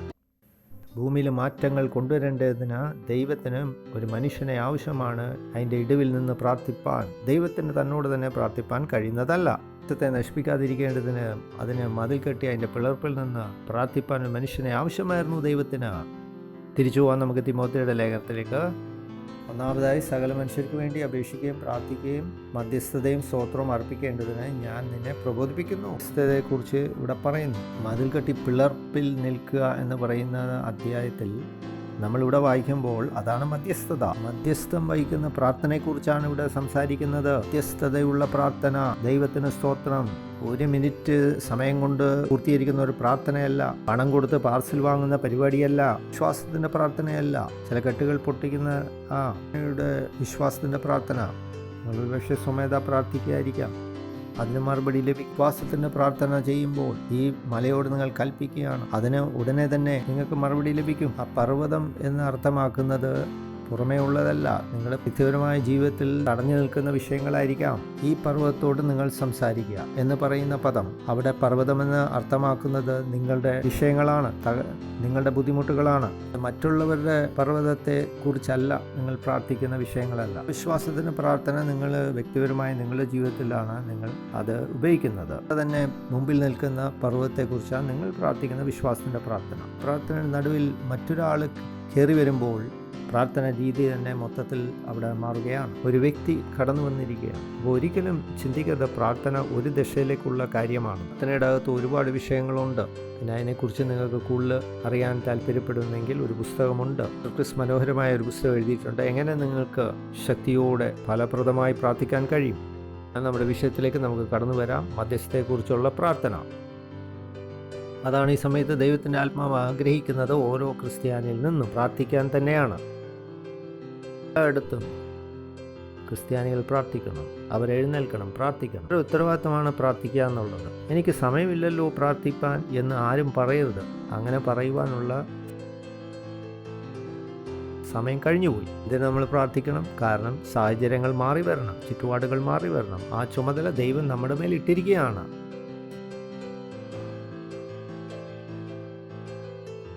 നമ്മൾ പ്രാർത്ഥിച്ചാൽ മതിയാവും. നമുക്കൊരു കാര്യം ചെയ്യാം. യാക്കോബിന്റെ പുസ്തകം 5-ാം അധ്യായത്തിന്റെ 16-ാം വാക്യത്തിലേക്ക് നമുക്കൊന്ന് ചെല്ലാം. യാക്കോബിന്റെ പുസ്തകം 5:16. നമുക്കത് AMP പരിഭാഷ ഇംഗ്ലീഷിലെ ഒന്ന് പരിശോധിച്ച് നോക്കാം. യാക്കോബിന്റെ പുസ്തകം 5-ാം അധ്യായത്തിന്റെ 16-ാം വാക്യം. അതിൻ്റെ ആദ്യ ഭാഗമല്ല നമ്മൾ വായിക്കുന്നത്. ആദ്യത്തെ ഭാഗത്തിൽ നിങ്ങൾ അന്യനെ നിങ്ങളുടെ കുറ്റങ്ങൾ ഏറ്റുപറയുക, ക്ഷമിക്കുക. ആ ഭാഗമല്ല, സൗഖ്യം കിട്ടാൻ വേണ്ടി. നീതിമാന്റെ ശ്രദ്ധയുള്ള പ്രാർത്ഥന വളരെയധികം ഫലിക്കും. നീതിമാന്റെ ശ്രദ്ധയുള്ള പ്രാർത്ഥന വളരെയധികം ഫലിക്കുമെന്ന് ദൈവത്തിൻ്റെ വചനം പറയുന്നു. എനിക്ക് AMPC പരിഭാഷ ഒന്ന് നോക്കാൻ കഴിയുമോ? 2-ാം ഭാഗം 5-ാം അധ്യായത്തിൻ്റെ 16-ന്റെ 2-ാം ഭാഗം നമ്മൾ വായിക്കുമ്പോൾ, നീതിമാന്റെ ഹൃദയം നിറഞ്ഞ് ശക്തിയുള്ള പ്രാർത്ഥന, തുടർമാനമുള്ള പ്രാർത്ഥന വളരെയധികം ഫലിക്കും. ദൈവത്തിന് സ്തോത്രം, ഹല്ലേലൂയ. നിങ്ങൾക്കിതൊന്ന് കാണുവാൻ കഴിയുന്നുണ്ടോ? നീതിമാന്റെ ശ്രദ്ധയുള്ള പ്രാർത്ഥന നിശ്ചയമായി ഫലം പുറപ്പെടുവിക്കും, ശക്തി പുറപ്പെടും. നിങ്ങൾ പ്രാർത്ഥിച്ചു കഴിഞ്ഞാൽ ദൈവശക്തി അവിടെ വെളിപ്പെടും. കൃത്യമായ പല കാര്യങ്ങൾക്ക് നീക്കം കൊണ്ടുവരുവാൻ കഴിയും ഈ പ്രാർത്ഥന.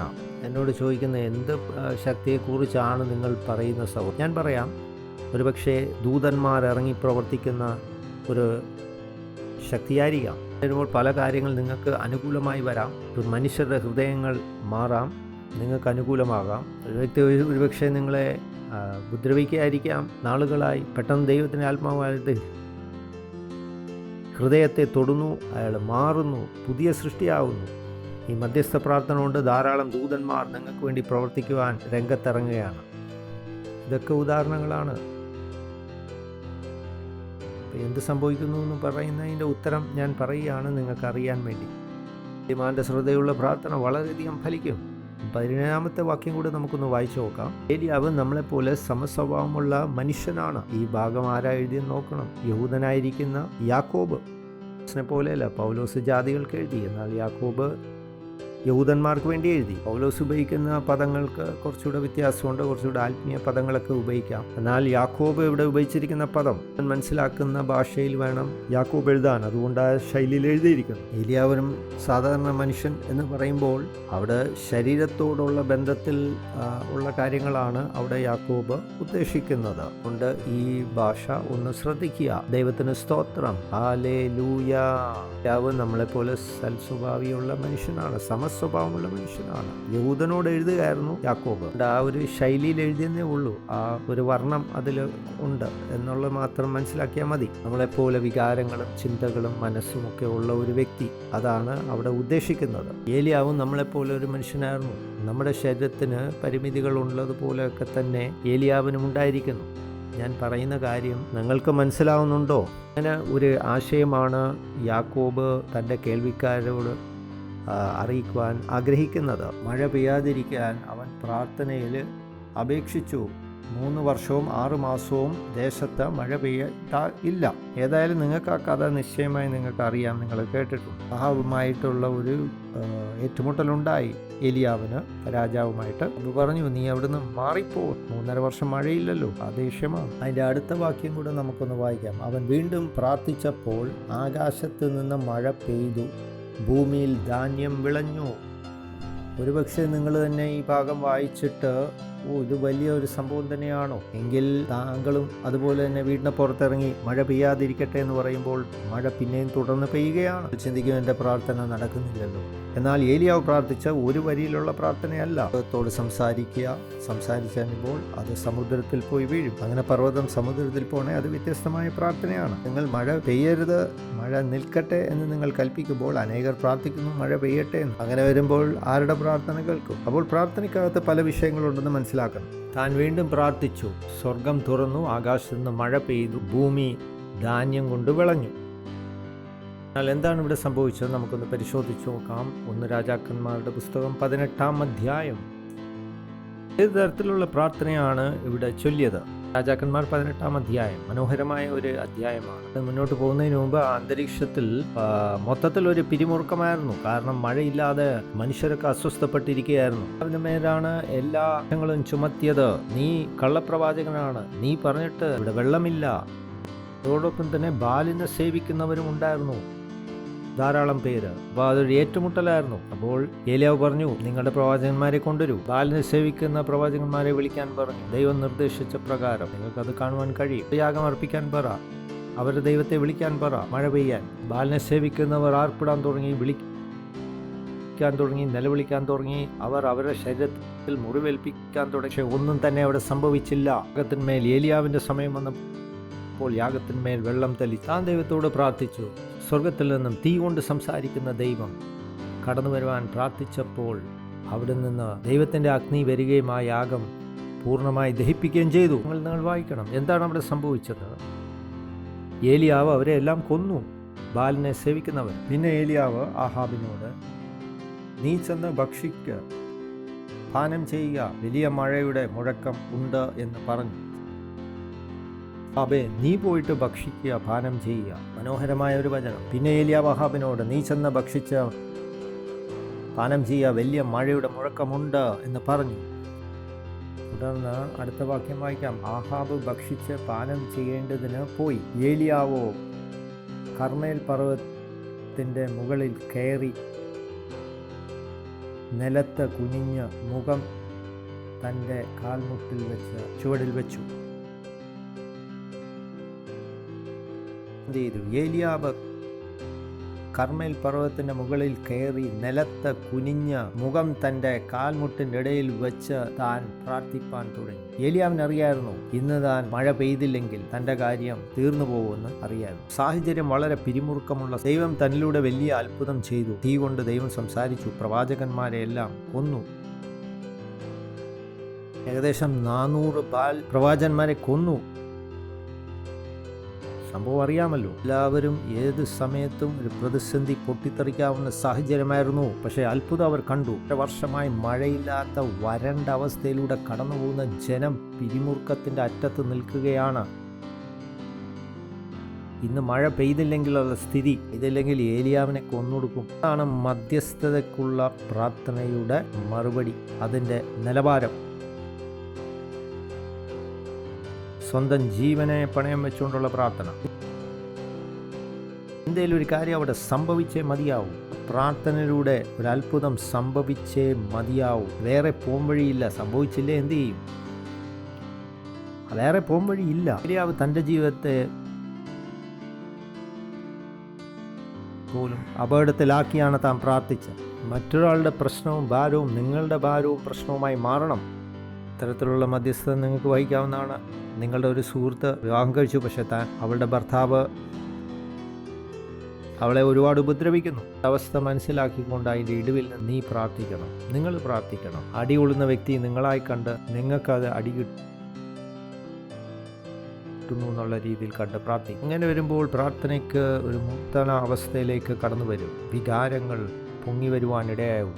തീക്ഷ്ണത കടന്നു വരും നിങ്ങളുടെ പ്രാർത്ഥനയിൽ. നിങ്ങൾ ചിന്തിക്കുന്നില്ലേ നിങ്ങളുടെ പ്രാർത്ഥനയുടെ മാറ്റങ്ങൾ കൊണ്ടുവരാൻ കഴിയുമെന്ന്? ഞാൻ അനേക മാറ്റങ്ങൾ കൊണ്ടുവരാൻ എനിക്ക് സാധിച്ചു. ഞാൻ ചെയ്യേണ്ടത് ആ വ്യക്തിയുടെ വേദന മനസ്സിലാക്കി അദ്ദേഹത്തിന് വേണ്ടി പ്രാർത്ഥിക്കുക. സ്വന്തം ജീവിതം അപകടത്തിലെന്ന രീതിയിൽ പ്രാർത്ഥിക്കുക. അതാണ് സംഭവിക്കുന്നതെന്ന് മനസ്സിലാക്കി പ്രാർത്ഥിക്കുക. അതൊരിക്കലും ഒരു താൽക്കാലിക ഒരു നിസ്സാര പ്രാർത്ഥനയല്ലായിരുന്നു. ഫലം പുറപ്പെടുവിക്കാത്ത ഒരു പ്രാർത്ഥനയല്ലായിരുന്നു.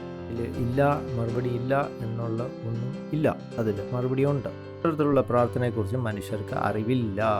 ാണ് ഒരു പ്രത്യേക സാഹചര്യം അവരുടെ ജീവിതത്തിൽ ദീർഘകാലമായി തുടർമാനമായി പോയിക്കൊണ്ടിരിക്കുകയാണ്. എന്തുകൊണ്ട്? എങ്ങനെ ഒരു കെട്ടപ്പെട്ട അവസ്ഥ നിങ്ങളുടെ ജീവിതത്തിൽ നിങ്ങളുടെ സാഹചര്യത്തിൽ തുടർമാനമായി വർഷങ്ങളായി പോകുന്നു, നീണ്ടുപോകുന്നു? സഹോദര, എനിക്ക് പ്രാർത്ഥിപ്പാൻ അറിയത്തില്ല.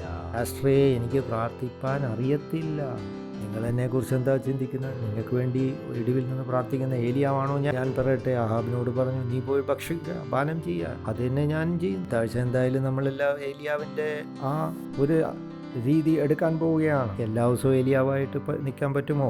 ചിന്തിക്കുന്നത് പാസ്റ്ററിനോട് എൻ്റെ ബുദ്ധിമുട്ട് പറഞ്ഞു, ഇപ്പോൾ കാര്യങ്ങൾ മാറ്റം ഉണ്ടാവും, ദയവ് ചെയ്ത് ഒന്ന് പ്രാർത്ഥിക്കാൻ ചെല്ലുക. എനിക്ക് വേണേൽ ചില പദ്ധതികൾ എടുക്കാം, പക്ഷെ എല്ലാവരുടെയും പദ്ധതികൾ എനിക്ക് ചുമക്കാൻ പറ്റുമോ? ജീവിക്കണ്ടേ? പക്ഷെ ദൈവം തന്നെ വന്ന് പറയും, നീ ഭക്ഷണം കഴിക്കുക, പാനം ചെയ്യുക, എല്ലാ ദിവസവും ഏലിയാവാൻ പറ്റുമോ? ദൈവത്തിന് സ്തോത്രം. Hallelujah, hallelujah. പ്രാർത്ഥന എന്ന വിഷയം തൊടുമ്പോൾ ഒരു ഗൗരവം നിങ്ങളുടെ ഭാഗത്തുനിന്നുണ്ടായിരിക്കണം, ഉണ്ടായിരിക്കണം. നിങ്ങളുടെ മനസ്സ് തീരുമാനം നിങ്ങൾ ഉറപ്പിക്കണം. പുസ്തകത്തിൽ പറയുന്നു, യേശു തൻ്റെ മുഖം യെരുസലേമിലേക്ക് തിരിഞ്ഞു നോക്കിയപ്പോൾ തൻ്റെ മുഖത്തിൻ്റെ ഭാവം അവിടെ മാറി എന്ന് നമുക്ക് കാണുവാൻ കഴിയും. വ്യത്യസ്തത ഉള്ള പ്രാർത്ഥനയിൽ നിങ്ങൾ അതിൻ്റെ ചുമതല ഏറ്റെടുക്കുമ്പോൾ അത് നടക്കില്ല എന്ന് ഉള്ള തീരുമാനത്തോട് നിങ്ങൾ പിന്മാറിപ്പോരുത്. ഒരിക്കലും മാറ്റം വന്നേ മതിയാവും എന്ന് നിങ്ങൾ ചിന്തിക്കണം. ഒരിക്കലും ഇല്ല, നടക്കില്ല എന്നുള്ള ചിന്ത നിങ്ങളെ ഭരിക്കല്ല. എന്നുള്ള വാക്യവുമായിട്ടല്ലാതെ നിങ്ങൾക്ക് മുറിയിൽ നിന്ന് പുറത്തു വരാൻ കഴിയുന്നതല്ല.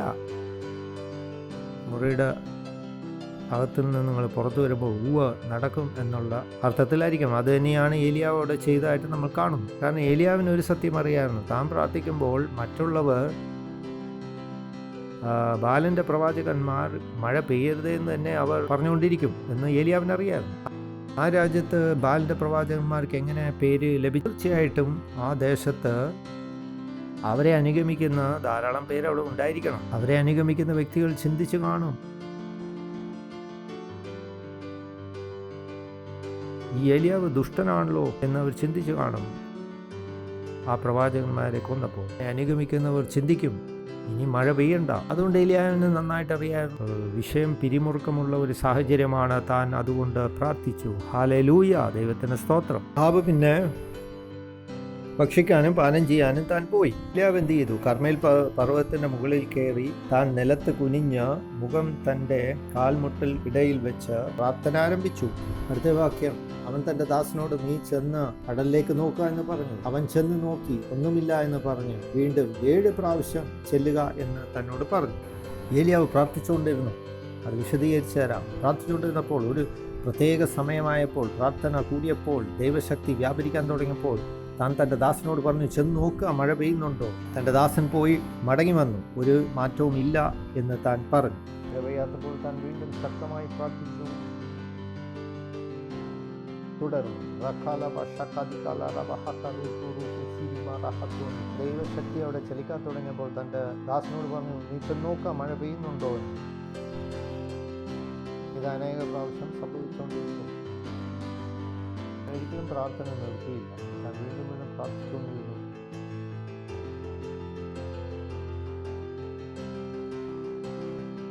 നടക്കില്ല എന്ന് ചിന്തിച്ച് മടങ്ങിപ്പോയില്ല. ഒരു മറുപടി ലഭിക്കുന്നവരെ താൻ തുടർന്ന് എന്നൊരത്ഭുതം സംഭവിച്ചേ മതിയാവും. അങ്ങനെ തീക്ഷ്ണതയോടെ താൻ പ്രാർത്ഥിച്ചുകൊണ്ടിരുന്നു. ഭയങ്കര ജീവിതവും ജീവനും പണയം വെച്ചുകൊണ്ടുള്ള പ്രാർത്ഥനയായിരുന്നു ഏലിയാവിൻ്റെ. ഓരോ പ്രാവശ്യം ഏലിയാവ് തൻ്റെ ദാസൻ, ഓരോ പ്രാവശ്യം താൻ മടങ്ങി വന്നു, ഒന്നും കാണുന്നില്ല. അങ്ങനെ 7 പ്രാവശ്യം തന്നെ അയച്ചു. അതുകൊണ്ട് ഈ പ്രാർത്ഥനയ്ക്കകത്ത് തീക്ഷ്ണത ഉണ്ടായിരുന്നു. ഏലിയാവ് അവിടെ ഇരുന്നു. അങ്ങനെ ഒരു പ്രാവശ്യം പ്രാർത്ഥിച്ചു. ആ പരിപാടി നിർത്തിയതല്ല. കുറേ നേരം താൻ ഇരുന്നു, താൻ പ്രാർത്ഥിച്ചു. മറുപടി ലഭിക്കുന്നവരെ താൻ തീക്ഷ്ണതയോടെ പ്രാർത്ഥന തുടർമാനമായി മുന്നോട്ട് തന്നെ പോയിക്കൊണ്ടിരിക്കുകയായിരുന്നു. 7 പ്രാവശ്യം എന്ന് നമ്മൾ മനസ്സിലാക്കണം. താൻ എങ്ങനെ പ്രാർത്ഥിച്ചു? സാധാരണ പ്രാർത്ഥനയല്ലായിരുന്നു ഏലിയാവിൻ്റെ. താൻ വളരെ ഉത്സാഹത്തോടെ ഈ വിഷയം എടുത്ത് പ്രാർത്ഥിച്ചു. വളരെ ഭാരത്തോട് ഈ വിഷയം എടുത്ത് പ്രാർത്ഥിച്ചു. അനേകരുടെ ജീവിതം പണയത്തിലാണ്. ആ രീതിയിൽ താൻ അത് ഏറ്റെടുത്ത് പ്രാർത്ഥിച്ചുകൊണ്ടിരുന്നു ദൈവസന്നിധി. യാക്കോബിന്റെ പുസ്തകത്തിൽ വായിച്ച പ്രകാരം തന്നെ നീതിമാന്റെ ശ്രദ്ധയുള്ള പ്രാർത്ഥന വളരെയധികം ഫലിക്കും.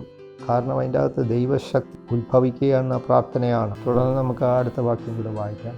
7-ാം പ്രാവശ്യവും ഏലിയാവ് പ്രാർത്ഥിച്ചു. ആ സമയത്ത് പ്രാർത്ഥിച്ചപ്പോൾ ഒരു മനുഷ്യൻ്റെ കൈ പോലത്തെ ഉള്ളൊരു മേഘം അവിടെ പ്രത്യക്ഷപ്പെട്ടു എന്ന് നമ്മൾ വായിക്കുന്നു. നിങ്ങളുടെ കൈ കാണാമോ? നിങ്ങൾക്ക് നിങ്ങളുടെ കൈപ്പത്തിക്ക് എത്ര വലിപ്പമുണ്ട്? അത് ചെറുതാണ്. നോക്കുക, ഇത്രയും ചെറിയ ഒരു മേഘമാണ് ആകാശത്ത് താൻ കണ്ടത് എന്ന് മനസ്സിലാക്കണം. പക്ഷേ ആ കൈപ്പത്തി പോലത്തെ ഒരു ചെറിയ മേഘം താൻ കണ്ടപ്പോൾ തൻ്റെ പ്രാർത്ഥനയ്ക്ക് മറുപടി വന്നു എന്ന് താൻ അറിഞ്ഞു. ഇന്ന് അനേകർക്ക് പ്രാർത്ഥനയ്ക്ക് മറുപടി ലഭിച്ചുവെന്ന് മനസ്സിലായിട്ടില്ല. ഏലിയാവ് അറിഞ്ഞു തൻ്റെ പ്രാർത്ഥനയ്ക്ക് മറുപടി ലഭിച്ചു എന്ന് താൻ അറിഞ്ഞു. ഹല്ലേലൂയ, ദൈവത്തിന് സ്തോത്രം.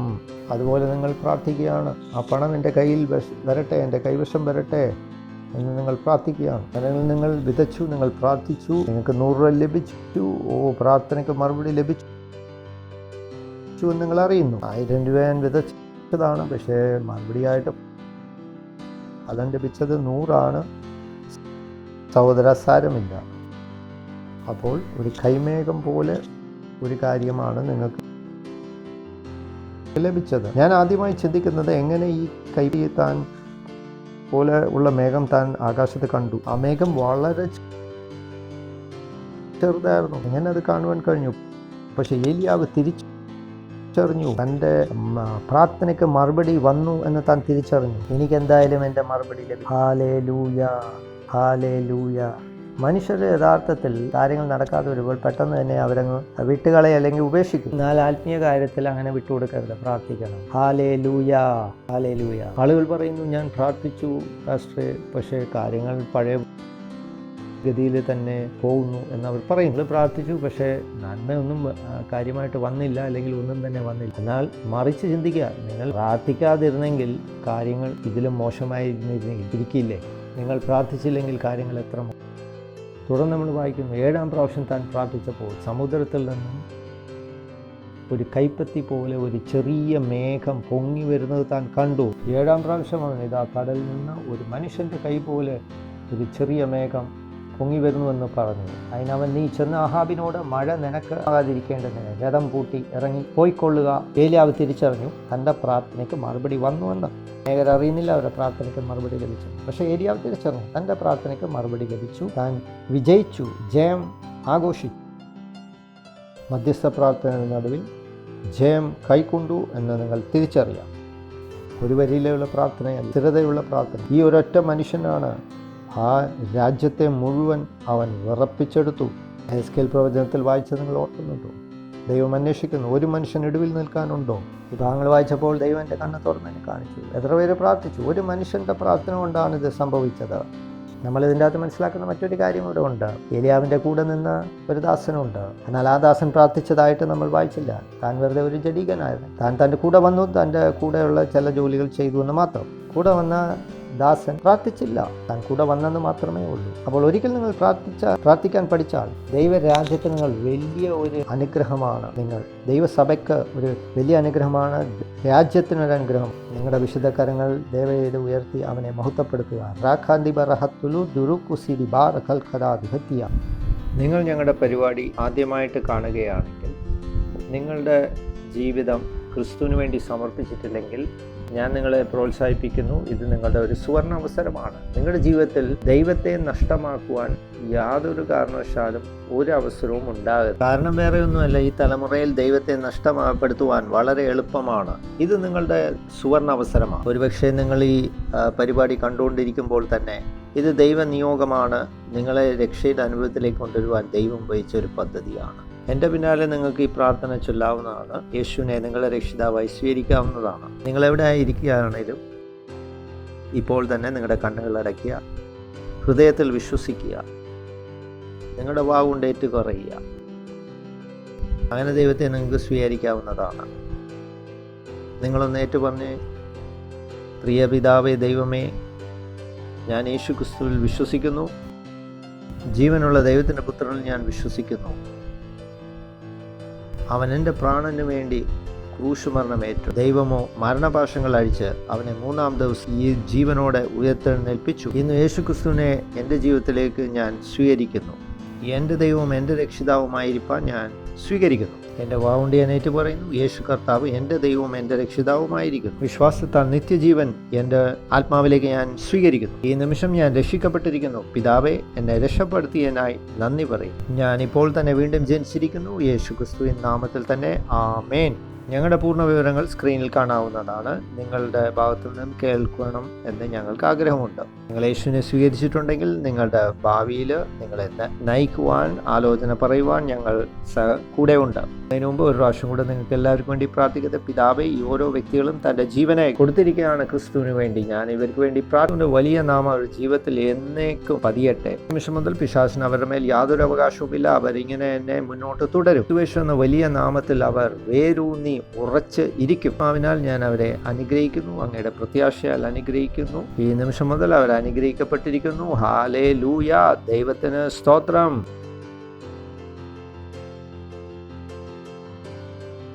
ഈ സമയത്ത് നിങ്ങളുടെ വഴിപാടുകൾ അർപ്പിക്കേണ്ട സമയമാണ്. അതുകൊണ്ട് തന്നെ ഞങ്ങൾ വയറിനെ ക്ഷണിക്കുന്നു. അവർ നമ്മെ ആരാധനയിൽ നയിക്കാൻ പോവുകയാണ്. Praise the Lord. Hallelujah. My life is in you. My hope is in you, O Lord. Woo! My life is in you, Lord. My strength is in you, Lord. My hope is in you, Lord. In you, is in you. My life is in you, Lord. My strength is in you, Lord. My hope is in you, Lord. In you, is in you. I will praise you with all of my life. I will praise you with all of my strength, with all of my life, with all of my strength. All of my hope is in you. My life is in you, Lord. My strength is in you, Lord. My hope is in you, Lord. In you, in you. My life is in you, Lord. My strength is in you, Lord. My hope is in you, Lord. In you, in you. I will praise you with all of my life. I will praise you I will praise with all of my strength. all of my strength, with all of my life, with all of my strength. All of my hope is in you. My life is in you, Lord. My strength is in you, Lord. My hope is in you, Lord. In you, in you. My life is in you, Lord. My strength is in you, Lord. My hope is in you, Lord. In you, in you.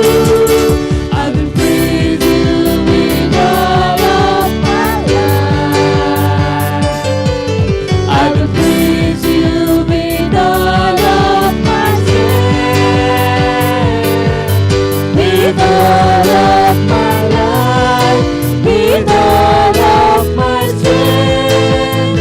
All of my hope is in you. My life is in you, Lord. My strength is in you, Lord. My hope is in you, Lord. In you, in you, in you, in you, in you. Hallelujah. പിതാവേ, ഈ വിലയേറിയ സമയത്ത് ഞങ്ങൾ അങ്ങേ വാഴ്ത്തുന്നു. അങ്ങയുടെ നാമത്തെ ഞങ്ങൾക്ക് നൽകിയിരിക്കുന്ന വലിയ പദവിക്കായി സ്തുതിക്കുന്നു. അങ്ങയുടെ നാമത്തെ ഉയർത്തും. പല വഴിപാടുകളും ദശാംശങ്ങളും കൊണ്ട് നിന്നെ മഹത്വപ്പെടുത്തുവാൻ തന്ന അവസരത്തിനായി സ്തുതിക്കും. അർപ്പിക്കുന്നതോടൊപ്പം തന്നെ ഒരു വലിയ വർധനവിന്റെ കൊയ്ത്ത് അതിൻ്റെ അകത്ത് ഞങ്ങൾ ലഭിക്കുകയാണ്. അങ്ങയുടെ വലിയ അനുഗ്രഹങ്ങൾ ഈ വഴിപാട് അത് അങ്ങയുടെ ദൈവരാജ്യത്തിന്റെ വ്യാപ്തിക്കായി ഇടയായി വർധനവിന്റെ നിയമം അതിൽ നടപ്പിലാക്കിക്കൊണ്ടിരിക്കുകയാണ്. ആമേൻ. നിങ്ങൾ എല്ലാവർക്കും ഇരിക്കാം.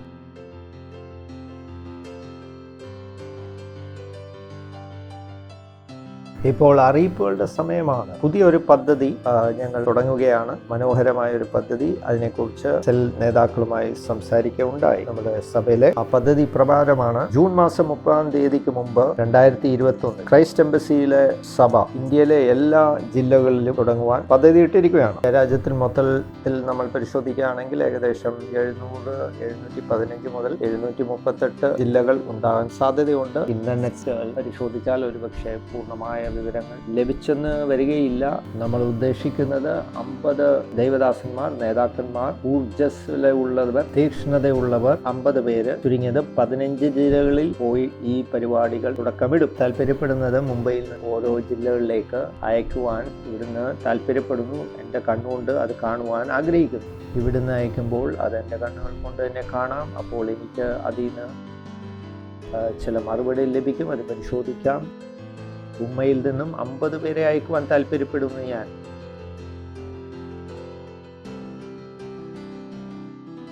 ജില്ലകൾ വ്യക്തികൾക്ക് തന്നെ തിരഞ്ഞെടുക്കാവുന്നതാണ്.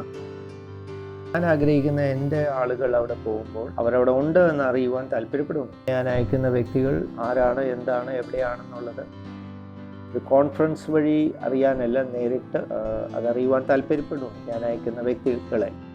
അങ്ങനെ നടപ്പിലാകണമെങ്കിൽ തീർച്ചയായിട്ടും ഞാൻ തന്നെ തിരഞ്ഞെടുക്കുന്ന ആളുകൾ ഞാൻ തന്നെ അയക്കേണ്ടി വരും. അധികമൊന്നുമല്ല, 15 ജില്ലകൾ ഏകദേശം 3 ദിവസം കൊണ്ട് എത്തിച്ചേരാവുന്നതാണ്. ഒരുപക്ഷെ 3-4 ദിവസം, ഏറ്റവും കൂടി വന്ന 5 ദിവസം.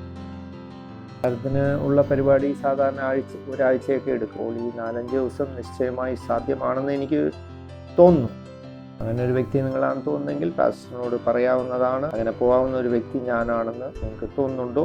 ഇനിയിപ്പോൾ എന്തെങ്കിലും കാരണം കൊണ്ടോ അങ്ങനെ പോകാൻ ഞാൻ ആ വ്യക്തി ആയിരിക്കില്ല എന്ന് ചിന്തിക്കുകയാണെങ്കിൽ നിങ്ങൾ തന്നെയാണ് ആ വ്യക്തി. നിങ്ങൾ ചിന്തിക്കുക, ഒരിക്കലും ഞാൻ പോകാൻ സാധ്യതയില്ല. പക്ഷെ നിങ്ങൾ ആണ് ദൈവം തിരഞ്ഞെടുത്ത വ്യക്തി. തന്നെയാണ് മോശ പറഞ്ഞത്, ഞാനല്ല വേറെ വല്ലവരും അയക്കാൻ പറഞ്ഞു. നിങ്ങൾ നിഷേധിക്കുമ്പോൾ തന്നെ നിങ്ങളുടെ ഉള്ളിൽ നിന്ന് ആ തോന്നൽ വന്നു, നിങ്ങൾ തന്നെയാണ് വ്യക്തി. ഒരുപക്ഷെ നിങ്ങളുടെ ആത്മാവിൽ ദൈവം നിങ്ങളെ ഉണർത്തിയതായിരിക്കാം. പ്രാർത്ഥിക്കും ആ വ്യക്തികൾ വരാൻ വേണ്ടിയിട്ട്. പിന്നെ ആ വ്യക്തികൾ വന്നാൽ ഞാൻ അവരെ പുറത്ത് നിർത്തും. 4 മണിക്കൂർ ഞാൻ വിളിച്ചപ്പോൾ നിങ്ങൾ വന്നില്ലല്ലോ. ഹല്ലേലൂയ, ദൈവത്തിന് സ്തോത്രം.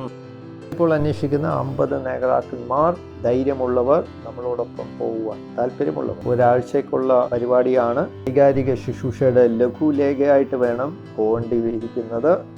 ഒരു വ്യക്തി 15 ജില്ലകൾ തിരഞ്ഞെടുക്കുമ്പോൾ എത്ര വൈകാരിക ശുശ്രൂഷ ലഘുലേഖ കൊടുക്കേണ്ടതാണ്? 3000. അതോടൊപ്പമുള്ള പരിശീലകർ നിങ്ങളോടൊപ്പം ഉണ്ടായിരിക്കും. അത് നൽകുവാൻ തക്കവണ്ണം നിങ്ങളോടൊപ്പം ഞാൻ ഉണ്ടായിരിക്കും. അതെൻ്റെ ഒരു ആഗ്രഹം കൂടിയാണ്. ഞങ്ങൾക്ക് ക്രൈസ്റ്റ് എംബസിക്ക് നൽകിയിരിക്കുന്ന ദർശനപ്രകാരം തന്നെ അത് കൊടുക്കുകയും വേണമെന്ന് എനിക്ക് പ്രത്യേക നിർബന്ധം ഉണ്ട്. പോകുന്ന ആ ജില്ല തന്നെ എങ്ങനെ ഉള്ളതാണ്, എന്താണ് എന്നുള്ള കാര്യങ്ങൾ അറിയുവാൻ ആഗ്രഹിക്കുന്നു. അതുകൊണ്ട് ചോദ്യ ഉത്തരങ്ങൾ ഞാൻ നിങ്ങൾക്ക് നൽകിയിരിക്കും. അതോടൊപ്പമുള്ള ബന്ധത്തിൽ പോകുന്ന ജില്ലകൾ ഏത് തരത്തിലുള്ള ആളുകളാണ്, അവിടുത്തെ പ്രത്യേകതകൾ എന്തൊക്കെയാണ്, അത് നിങ്ങളുടെ നിന്ന് അറിയുവാൻ ഞാൻ താല്പര്യപ്പെടുന്നു. ഇന്റർനെറ്റ് വഴിയല്ല, അതാണ് ഞാൻ ആഗ്രഹിക്കുന്നത്. സാങ്കേതിക വിദ്യയിൽ ആശ്രയിക്കാതെ നിങ്ങൾ പോയിട്ട് ആ സ്ഥലത്തെക്കുറിച്ചുള്ള വിവരങ്ങൾ ശേഖരിപ്പാൻ ഞാൻ ആഗ്രഹിക്കുന്നു. ഞാൻ ഒരിക്കലും ആഗ്രഹിക്കുന്നില്ല മാധ്യമങ്ങളിലൂടെയുള്ള അറിവ് എൻസൈക്ലോപീഡിയയോ ബ്രിട്ടാനിയയോ ഉള്ള പുസ്തകങ്ങളിൽ നിന്നും അറിയുവാൻ താല്പര്യപ്പെടുന്നില്ല. ഇതൊന്നും ആശ്രയിക്കാതെ എൻ്റെ തന്നെ BBC നെറ്റ്വർക്കിൽ വിശ്വസിപ്പാൻ താല്പര്യപ്പെടുന്നു, കണ്ടുപിടിക്കാൻ താല്പര്യപ്പെടുന്നു. ഹല്ലേലൂയ, ദൈവത്തിന് സ്തോത്രം. നമുക്കെല്ലാവർക്കും ഒന്ന് എഴുന്നേറ്റ് നിൽക്കാം, ദൈവത്തെ മഹത്വപ്പെടുത്താം, നൽകിയ വചനത്തിനായി അവനെ നന്ദി അറിയിക്കാം. അങ്ങ് പ്രാർത്ഥനയ്ക്ക് തന്ന പ്രചോദനത്തിനായി നന്ദി പറയുന്നു. അതിനെക്കുറിച്ചൊരു ഉൾക്കാഴ്ച തന്നതിനായി നന്ദി അറിയിക്കുന്നു. ഈ നാളുകളിൽ ഞങ്ങൾ അനേകരെ അങ്ങയുടെ പ്രകാശത്തിലേക്ക് കൊണ്ടുവരുവാനിടയാകട്ടെ. ദൈവത്തിന് സ്തോത്രം. ഹല്ലേലൂയ. പിതാവേ, ഞങ്ങൾ പ്രാർത്ഥിക്കുന്നു. പ്രാർത്ഥനയ്ക്ക് തന്ന ആ പ്രചോദനം, അതിനുള്ള ഉൾക്കാഴ്ച തന്നതിനായി നന്ദി അറിയിക്കുന്നു. വഴി ഞങ്ങൾക്ക് കാണിച്ചതിനായി നന്ദി പറയുന്നു. അതൊരു വിജയമാണ്. നന്ദി. യേശു ക്രിസ്തുവിൻ നാമത്തിൽ തന്നെ ആമേൻ. കർത്താവായ യേശു ക്രിസ്തുവിൻ്റെ കൃപയും ദൈവത്തിൻ്റെ വലിയ സ്നേഹവും ആശ്വസിപ്പിക്കുന്ന മാധുര്യമായ പരിശുദ്ധാത്മാവിൻ്റെ സഹവാസവും കൂട്ടായ്മയും കാവലും എല്ലാവരോടും എപ്പോഴും ഉണ്ടായിരിക്കും. ആമേൻ. നന്മയും കരുണയും എൻ്റെ ആയുഷ്കാലം ഒക്കെയും എന്നെ പിന്തുടരും. നാം ദൈവത്തിൽ ആലയത്തിൽ ദീർഘകാലം വസിക്കുമാറാകും. നന്ദി. ദൈവ